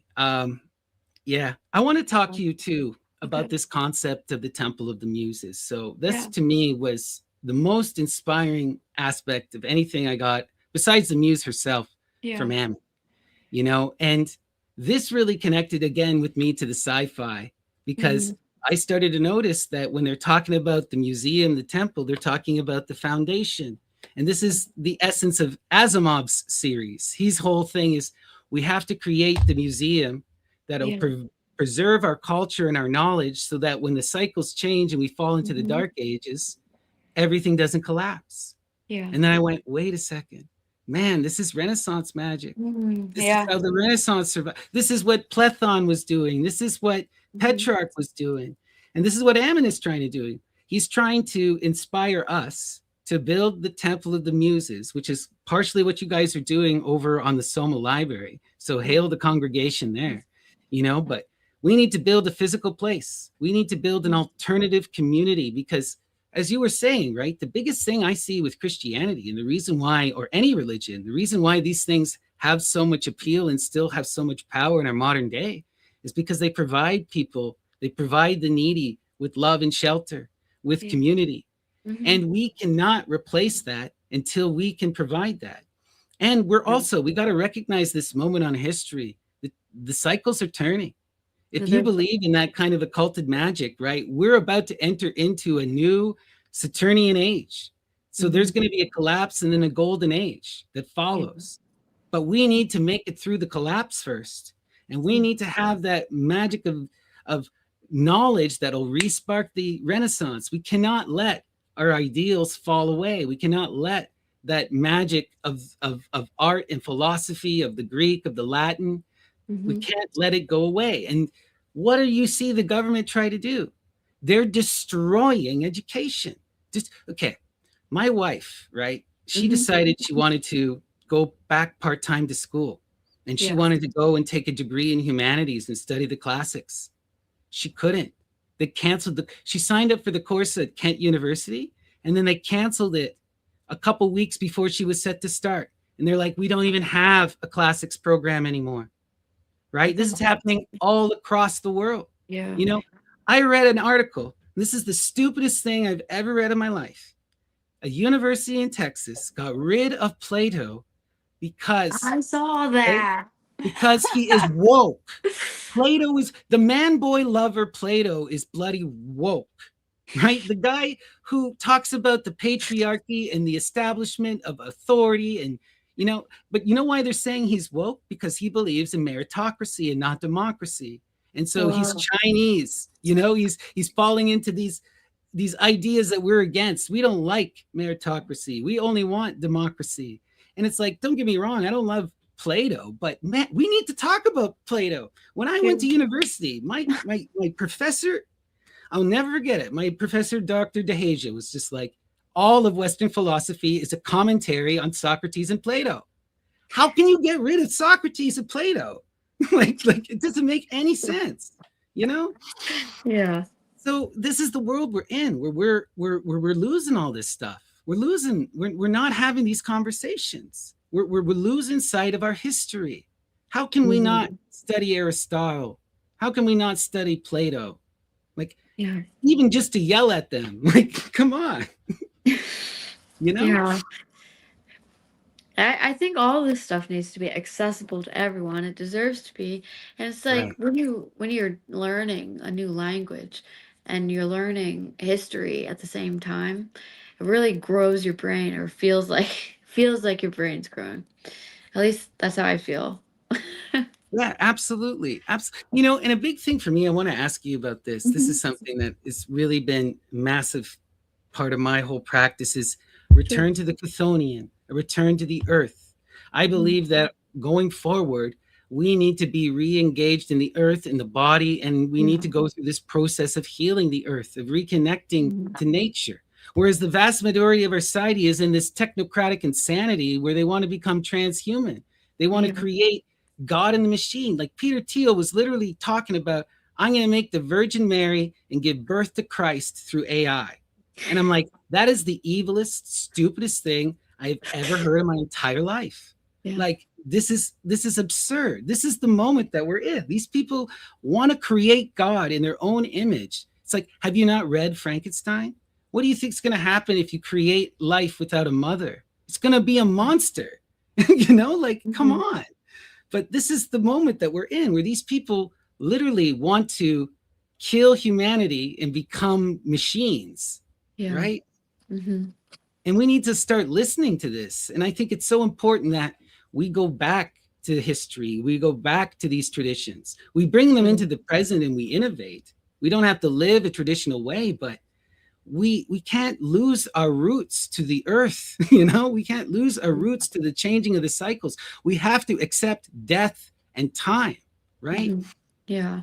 We've lost so much already, even through time and through um, our, our our stripping off of understanding what's sacred, and not even having access to the earth a lot of times. I mean, I here it's cold right now, but I mean, I live in a small town, but even if I don't have a car, I can't go out into nature, have to Yeah. drive like 30 minutes to find a forest. And so I'm like, I mean, how much of our own true capabilities as especially, as magicians or as people who have access to, our psychic abilities, how much from just being disconnected with nature are we missing? And I was thinking about this a lot this last week, specifically because I remembered like, oh, your houseplants know where you're coming home from like 2 miles away, And like, well, if plants are able to do that, then us at our natural capacity should be able to intuitively sense things 2 miles away, at our peak and being connected to the earth as human beings, we should be able to just do the same as plants do, you know? And there's so much magic here. So when you go and you read the Indian texts, you go read the Vedas, how do the Vedas appear to humanity? They hear it in the song of the birds and in the babble of the brook. Yeah. Okay. How does the magic of the song appear to King Numa? How does he first encounter the muse Agiria? She comes to him in the nature and in the babble of the brook. The same kind of stuff. The song of the birds, the babble of the brook. When Yeah. you can sit in the nature and observe nature, that's where the magic starts to come in. You want to see the fairies, go watch the fireflies, go watch the moths. You know, it's if you fully engage in nature, then all of a sudden it's like you're crossing the threshold and you can be engaged in that spiritual world. The Larrys, the Brownies, they're everywhere. I'm a crazy person, but this is how I feel. They're everywhere. I believe that everything is fundamentally alive. The ancient Greek world is animist, animist. Everything is fundamentally enthused with life and personality, right? All of the rivers are divine, and you can go commune with the river. right?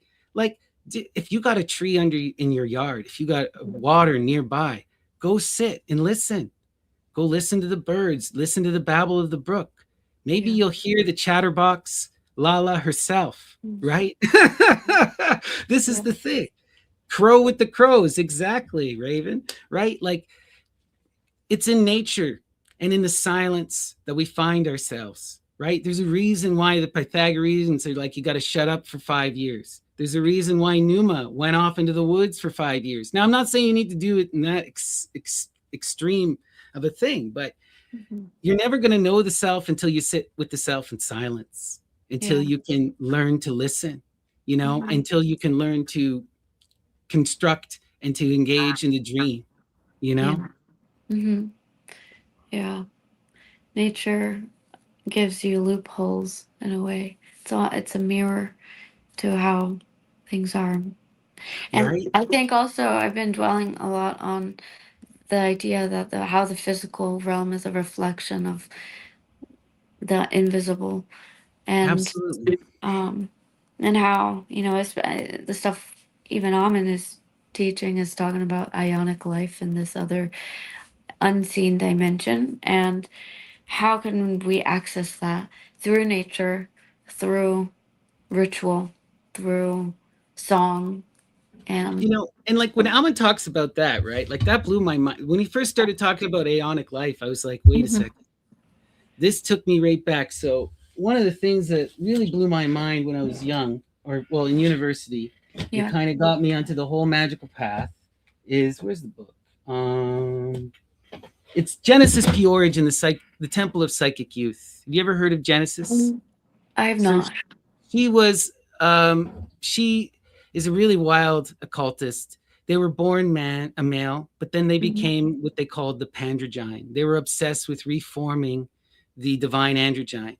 They fell in love with this person named Lady J, and Mhm. together they went through a bunch of surgeries, married each other, and became one person. Wow. So they mirrored each other in every I aspect. did hear about this actually. Wasn't this Right. like in the 70s or something? It started in the 70s, but they did it Yeah. all the way. So she is really famous as an outsider artist. She was a poet, part of the Beat generation Mhm. originally, Mhm. but she's most famous as a musician. She helped start the whole industrial music scene. She's Yeah. like one of the Yeah. catalysts, right? Nice. Yeah. Stu of Matt is talking about Jason Louv was a member of the Temple of Psychic Youth, and Nice. Yes. Temple's like, yeah. he's the Yeah. one to go to if you're going to look into that Mhm. stuff. But when I was getting into this is what Genesis says. Genesis says that this entire life is about becoming whole. We have to reform the divine androgyne. We have to go through the cycles of evolution and come into our true self and wake up to ionic life. And you cannot wake up to ionic life until you can live as a kind, nice, loving adult. We have to go through the cycles in order to Mhm. break free of greed, right? We see this in the story of Attis, right? He falls into the mud and is bound down with the nymphs. And it is not until the great beast comes and helps him castrate himself. And this is a symbolic thing, right? The Mhm. castration is both a rejection of the masculine and a becoming of the feminine, connecting to the mother, but it's also a rejection of greed, of violence, and lust. And it's a sign of coming into purity. So he's purifying himself. And this is what we see is that in order to come into that ionic life, you got to go through the cycles of evolution. You got to become a whole person because what happens in the ionic life? There is no time. There is no difference. So if you're going to live in a realm without time, you better not be an asshole because there's no changing. If an asshole is in ionic life, they're always an asshole, you know?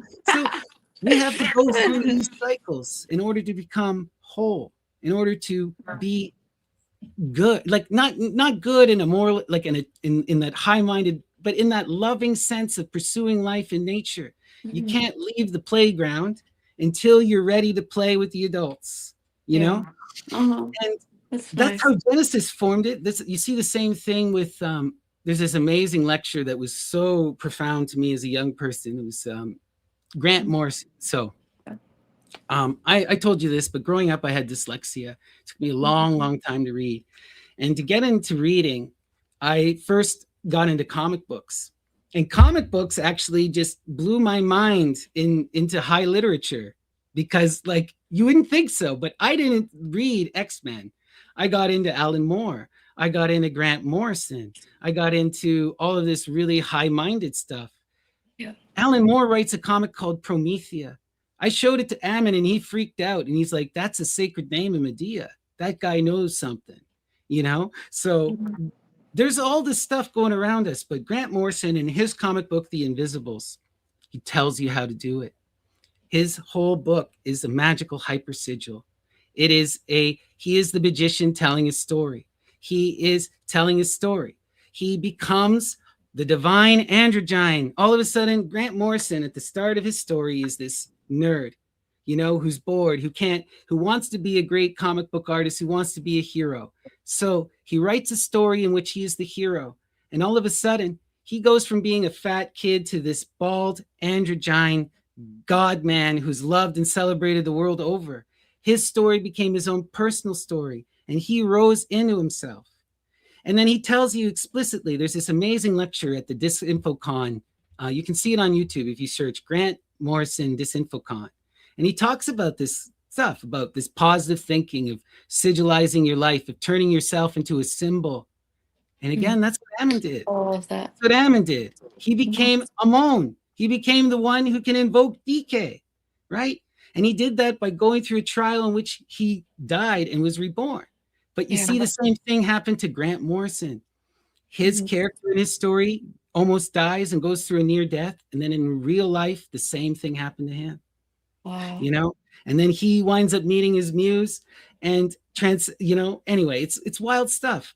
My Mhm. point is that you can see all the stuff that Ammon is talking about everywhere.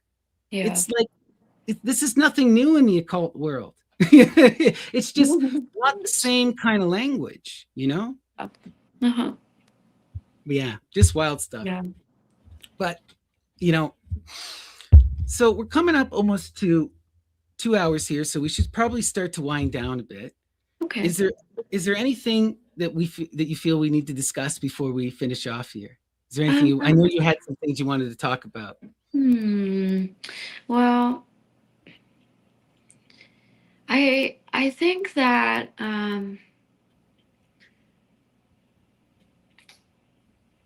the one thing that I wanted to share would be, I mean, are there any questions that anybody has that anybody wants me to like research or put time into researching? Because I would love to do that for one.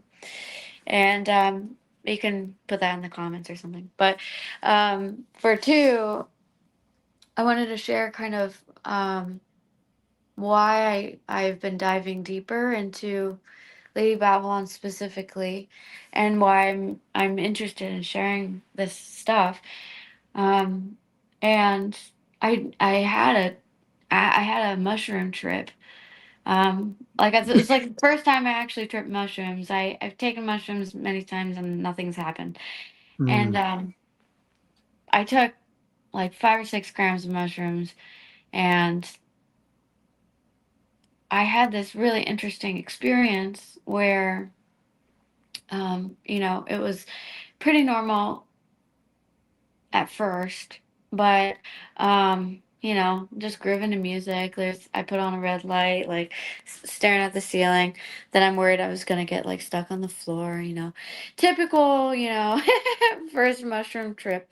And my partner, he was like, I'm gonna go to bed. And, lights out. And my trip took a turn where this portal ended up opening in my room, and Oh wow. there were lots of entities just appearing. Everything started looking sharp like knives, and I'm like, waiting for something to happen, and I'm sitting up in my bed just watching everything happen, and I'm getting a lot of these um fearful feelings as these entities are like coming at my face. But I know that I'm like, okay, I have this, I know how to tell them to move out of my way. So they listen and they move, right? And this portal is opening and it's like it's swirling. And this entity appears in my room and she sits down at this chair and she's facing away and she's wearing draped clothing. She looks like she's thousands of years old. And she speaks to me telepathically, turned away, and she tells me to look at me and know who I am. Oh, wow. And she says, she gives me these directions and she asks me to learn to open the portal. And all the things that are appearing and that I'm in contact with are signals for what I'm supposed to be guided into, and to pay attention, to pay very close attention to the details.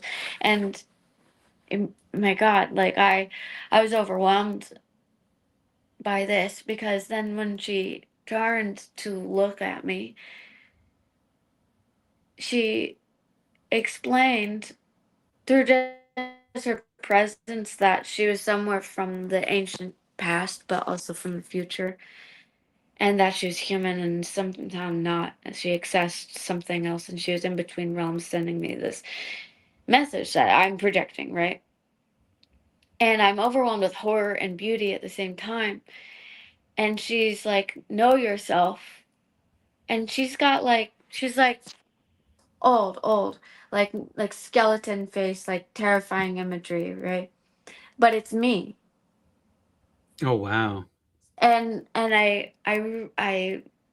was like, okay, you can leave now, basically.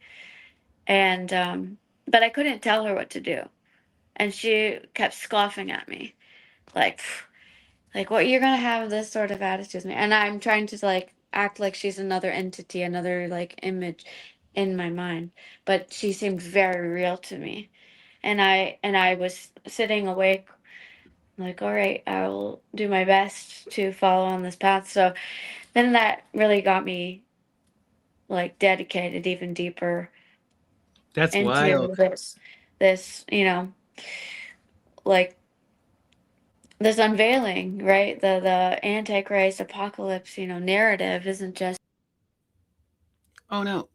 Well, we lost Magdalena for a second. I think she just hit the button on her phone, so she should be right back. But what a wild story. I totally relate. Just magical stuff. Here we go. No worries. sorry. We're I back. don't know what happened there, but You probably just bumped it on your phone. yeah.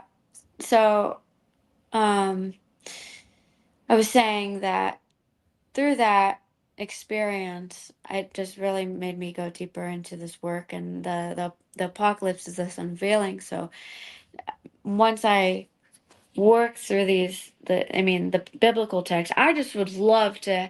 Everyone keeps asking, like, when is a satanic, version gonna come out where we can actually know what it says from the Greek to the English directly? And I would love to just create that and have that and do it and have it ripped to shreds and re-ripped to shreds and added onto, and start Emin did talk this about that like a process. year ago, where he said he wanted to. I mean, the man is so busy, but he had Yeah. described wanting to do a satanic translation, at least of Mark, which would be Yeah, wild. that would be cool. Yeah. I mean, But if the congregation can do it, why not, right? yeah, I mean, if we're getting the resources and people who are actually actively learning and can look at this and be like, this isn't what that means. We can look at a source here, and diving into it and being nerds about it is like the best way to go when dealing with the Bible, I think. And then from there, I mean, that can open up a whole world of stuff that I mean, there's just so much. I learned that, I mean, I've been studying John the Baptist and Jesus now the last month, and learning how Jesus was performing the rite in the water, and how his eyes were open, and kind of it just reading in Matthew is just so kind of repulsive. It's very vivid So imagery. when you read this, Hmm. okay, one of the things that always, I don't, I mean, I like some of the Bible, but I'm so much more into the Greek and the Latin Right. text. Right now, I've been Yeah. really upset with the Latin text, but Hmm. what I see in that story of John and Jesus is Romulus and Remus, Yeah. right? John the Baptist is the one who gets killed so that Jesus can ascend. But Yeah. they're magical twins of each other. One They precludes the are. other, right? Yeah. It's just a magical image, you know? Mhm.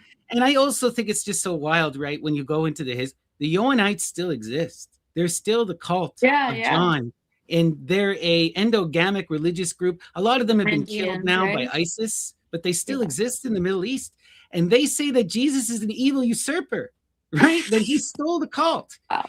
So That's awesome. it's like there are all these wild traditions that people aren't even familiar. We always have this narrow-minded view of Yeah, what very narrow. Catholicism and Christianity is, but Mm. there's all of this other stuff. Like the Johannites still exist, who Yeah. believe that John the Baptist was supposed to be the Christ. You know. Yeah. That's wild. I mean, I've heard about that and the Mandeans and you know, um yeah, I wonder what it'd be like to be them, you know? And then all that stuff. Have you ever read Salome? Yeah, yes, When you yeah. get into Salome, that's where things get really wild. Oscar Mm. Wilde, another book that Ammon recommended to me. Hmm. And you see right, Diana demands the head. Here's the thing: if you read it in a certain way, all of a sudden, Diana becomes Salome becomes the moon, and the Mhm. moon goddess is demanding the head of John the Baptist. Yeah. You must kiss of my mouth, Joachim. Come Mhm. and be with me, Joachim. Right? Oh, And wow. there's this radical, like, it's he's being called to ascend to the stars. And to Yeah. ascend, you have to kill yourself. You have to shed your skin and rise, right? This is Yeah. something that a lot of, the final mystery in many ways is a death. It's a Yeah. final death. And people miss this, right? We see this explicitly in the story of Heracles, for example, right? Mhm. Heracles gets poisoned by the blood of Nessus by his wife Daenerys, and then he can't die because he's divine. And so they set him on fire. And then he transmorphs into a god.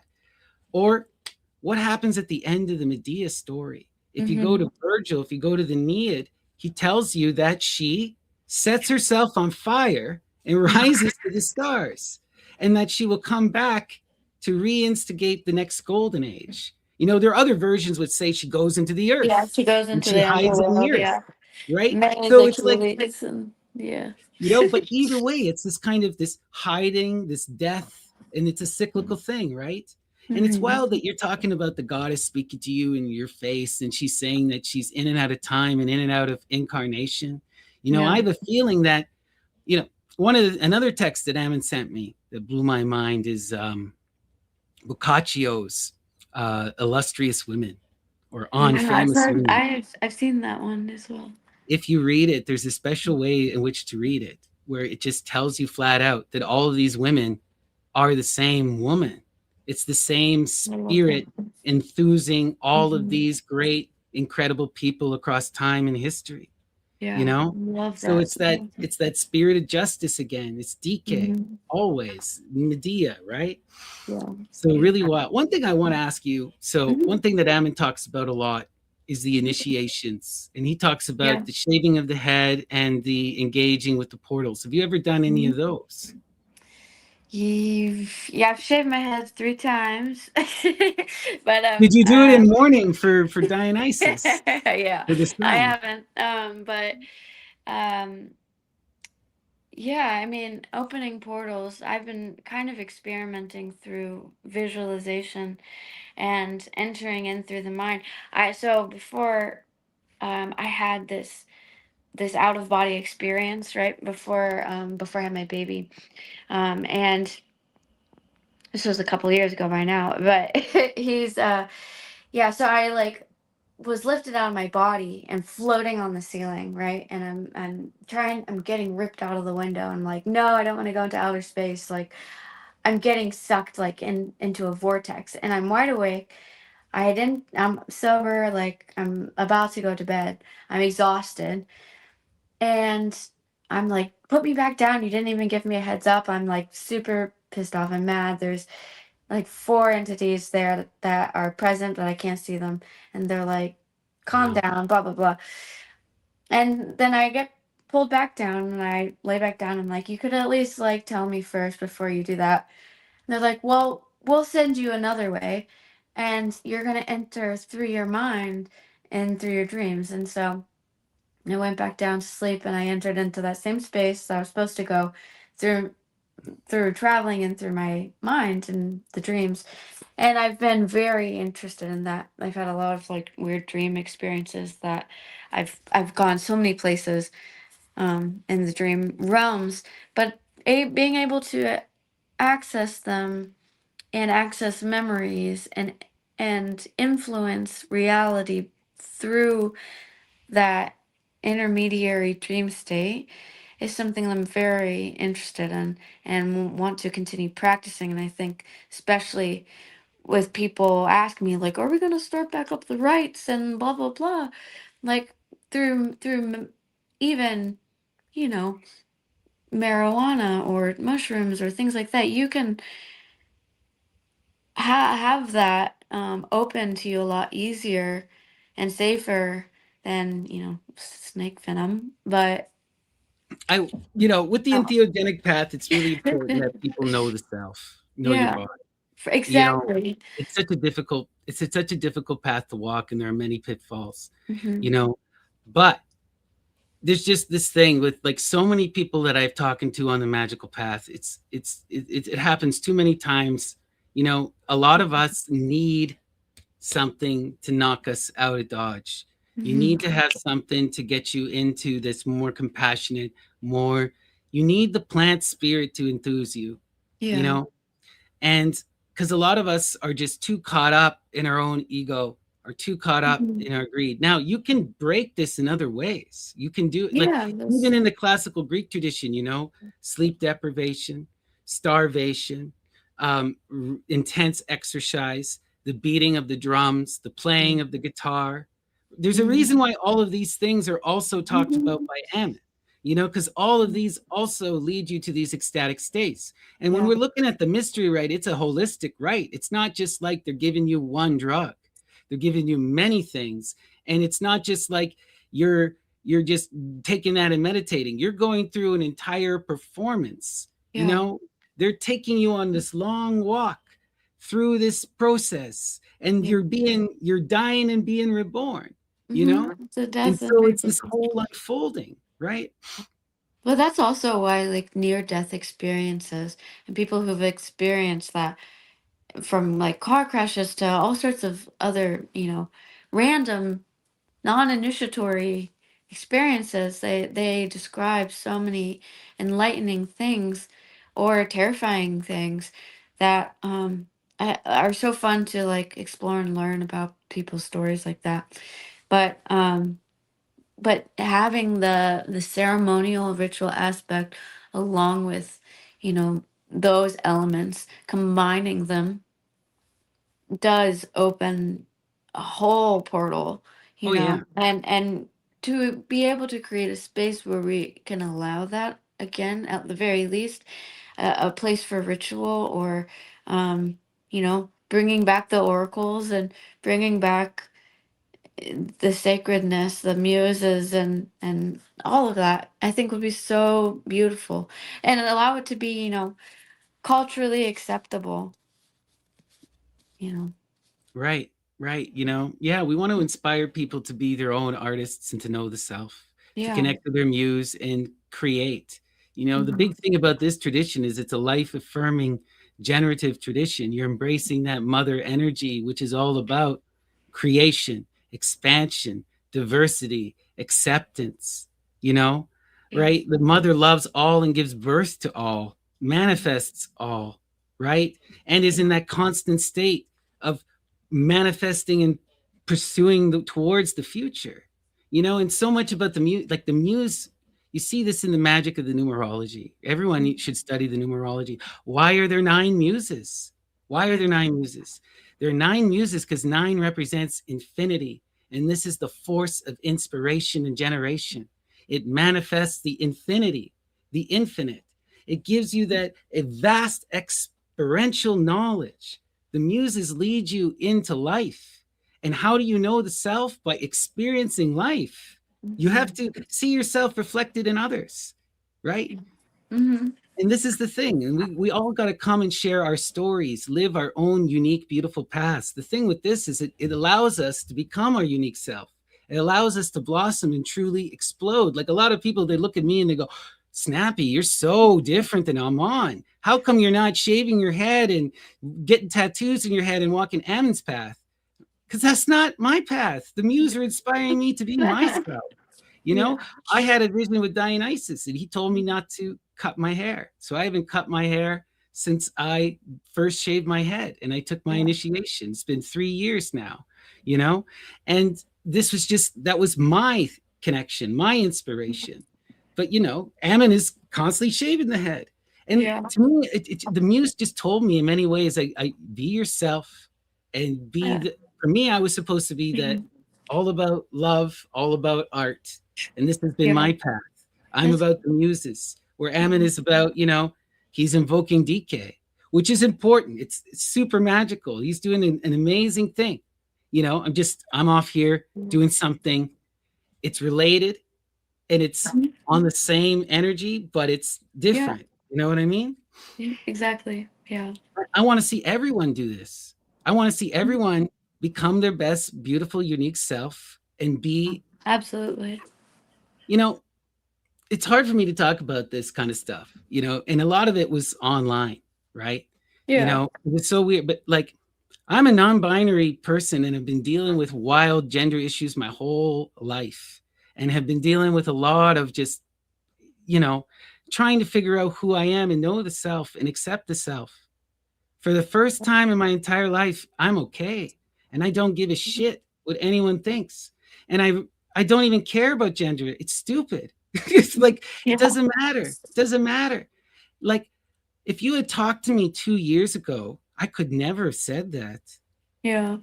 I could never have said that. I would never have been okay in my body. I'd never Mhm. been okay with myself, you know? And it's like, you know, the trans stuff is beautiful and magical and it's so wild, and I see myself now in that Tiresias mode. Ammon brought me to Tiresias. He brought me to Christine de Pizan. He brought me to Medea.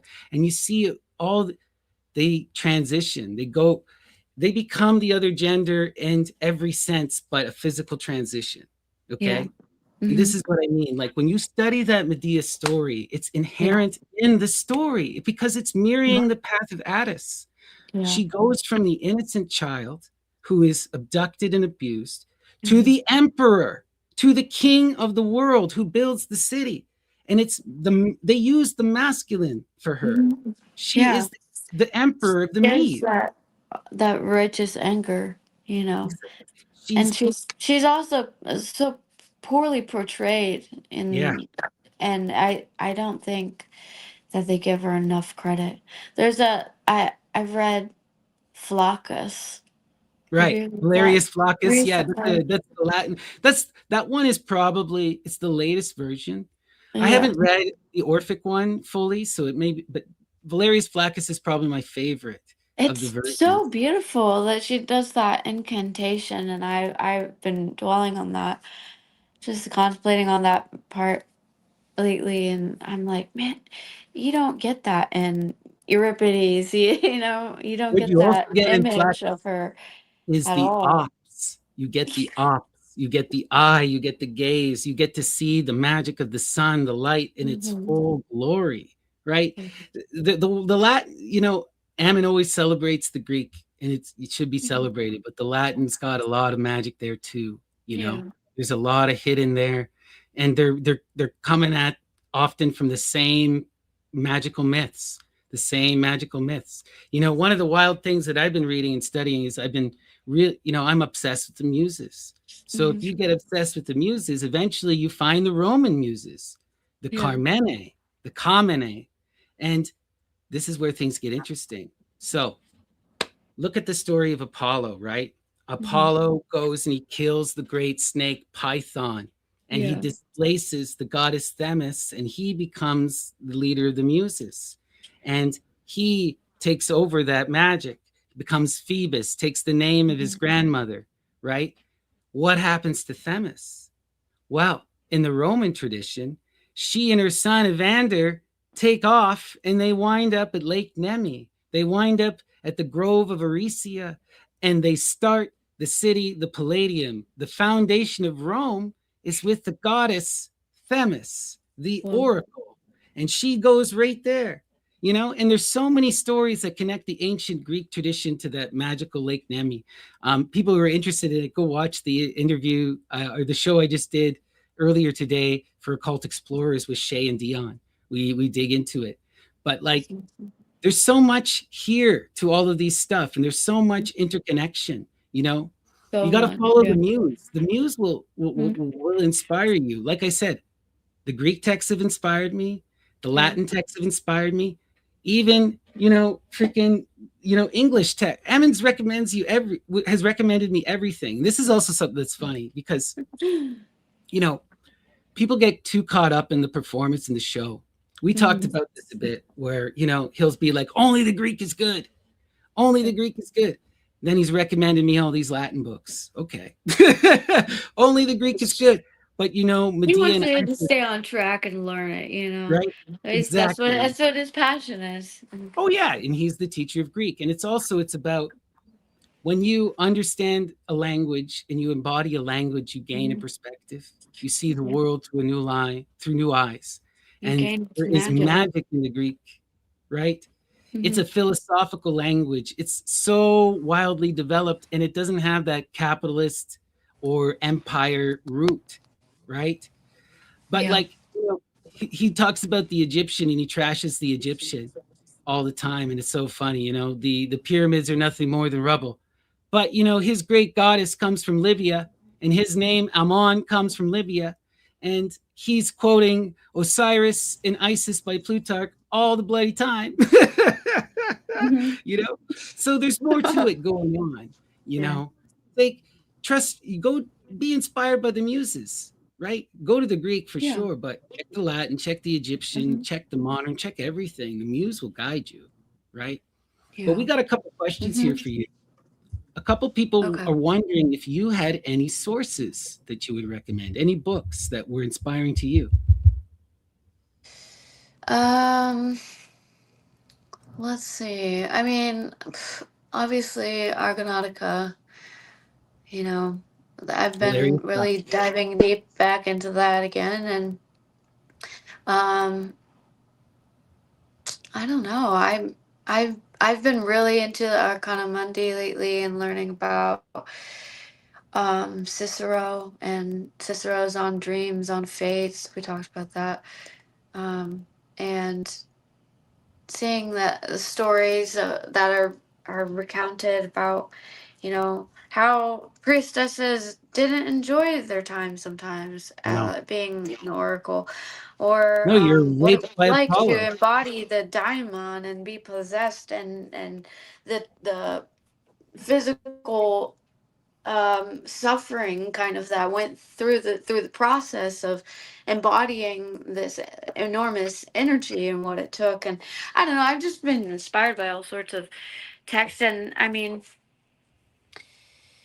if you would go about it in an intuitive way and start by being curious about, like, what does this word mean, you'll find the sources along the journey. And that's kind of how I've been looking at it. It's like I've been reading so many different things at once, and I mean, Oh I man, couldn't that's what really I cut do. that book enough. So 99% of the time, that's what I'm doing. I'm looking up something, like I'll put it yeah. in Perseus and then go, oh, what's that source? Oh, what's that source? Oh, what's that Yeah. source? You know, and so half the time you're looking at these weird fragments, but the other half you're getting sent down another rabbit hole that leads you into something totally wild and Yeah. explorational, you know? Yeah, that's Yeah. awesome. So, what I would Yeah. recommend then, because of what you're saying, is people need to know the tools that they can use. Go Yes. check out Perseus Tufts. That's the best website for a lot of this ancient Greek stuff. Yeah. So many sources, really great. Topos text. It has an amazing search function. Really, really great for the Latin text, especially. But a lot of those texts are easier to read on Topos text than Perseus. Really love that source. Yeah. Um, what's another really good one? The Soma Library you guys Yeah. have. can give you We all of have these a wild link links. of other like book recommendations and um, preferred readings and stuff like that too. So Right. A couple you a lot of stuff you can access on like with PDF and stuff too. So it's Yeah, been right. Like helpful. I had submitted a while back you go to the Ammon Hillman subreddit, you can see my book recommendation list that I made like 2 years ago. So it's a Yeah, bit it's probably outdated, yours. It's probably the same. right? It's a bit outdated, but it's great. It's going to have most of the key sources that you're going to want. You know, um, I always recommend, you know, you check out the Book of Cain, Hmm. right? A mystery, Cain, a Yeah. mystery. Ammon always recommends this Yeah, I've first. been reading that lately. What do Yeah. you? What is your thought? What do you make of Byron? Oh, I kind of I like how it's laid out so far. I'm only in the first part of it. But so far I'm like it's straight up in the first few pages. It's straight up like you're defying you're sinning. And he's asking the right questions, you know. That the question of how can if the serpent is conveying knowledge and wisdom, how is that evil? You know, asking those questions, and then they're saying stop being blasphemous and sinning by questioning. Oh man, that's like so straight straight to This the is why heart. everyone should read the Book of the City of Ladies, Christine de Pizan, because this is literally what she did. What do you mean these women are stupid? I don't believe that. What do you mean these women are just whores? There's no way that this is true. And this is the thing. You look at the Bible, it's like you read that story, it's just so stupid.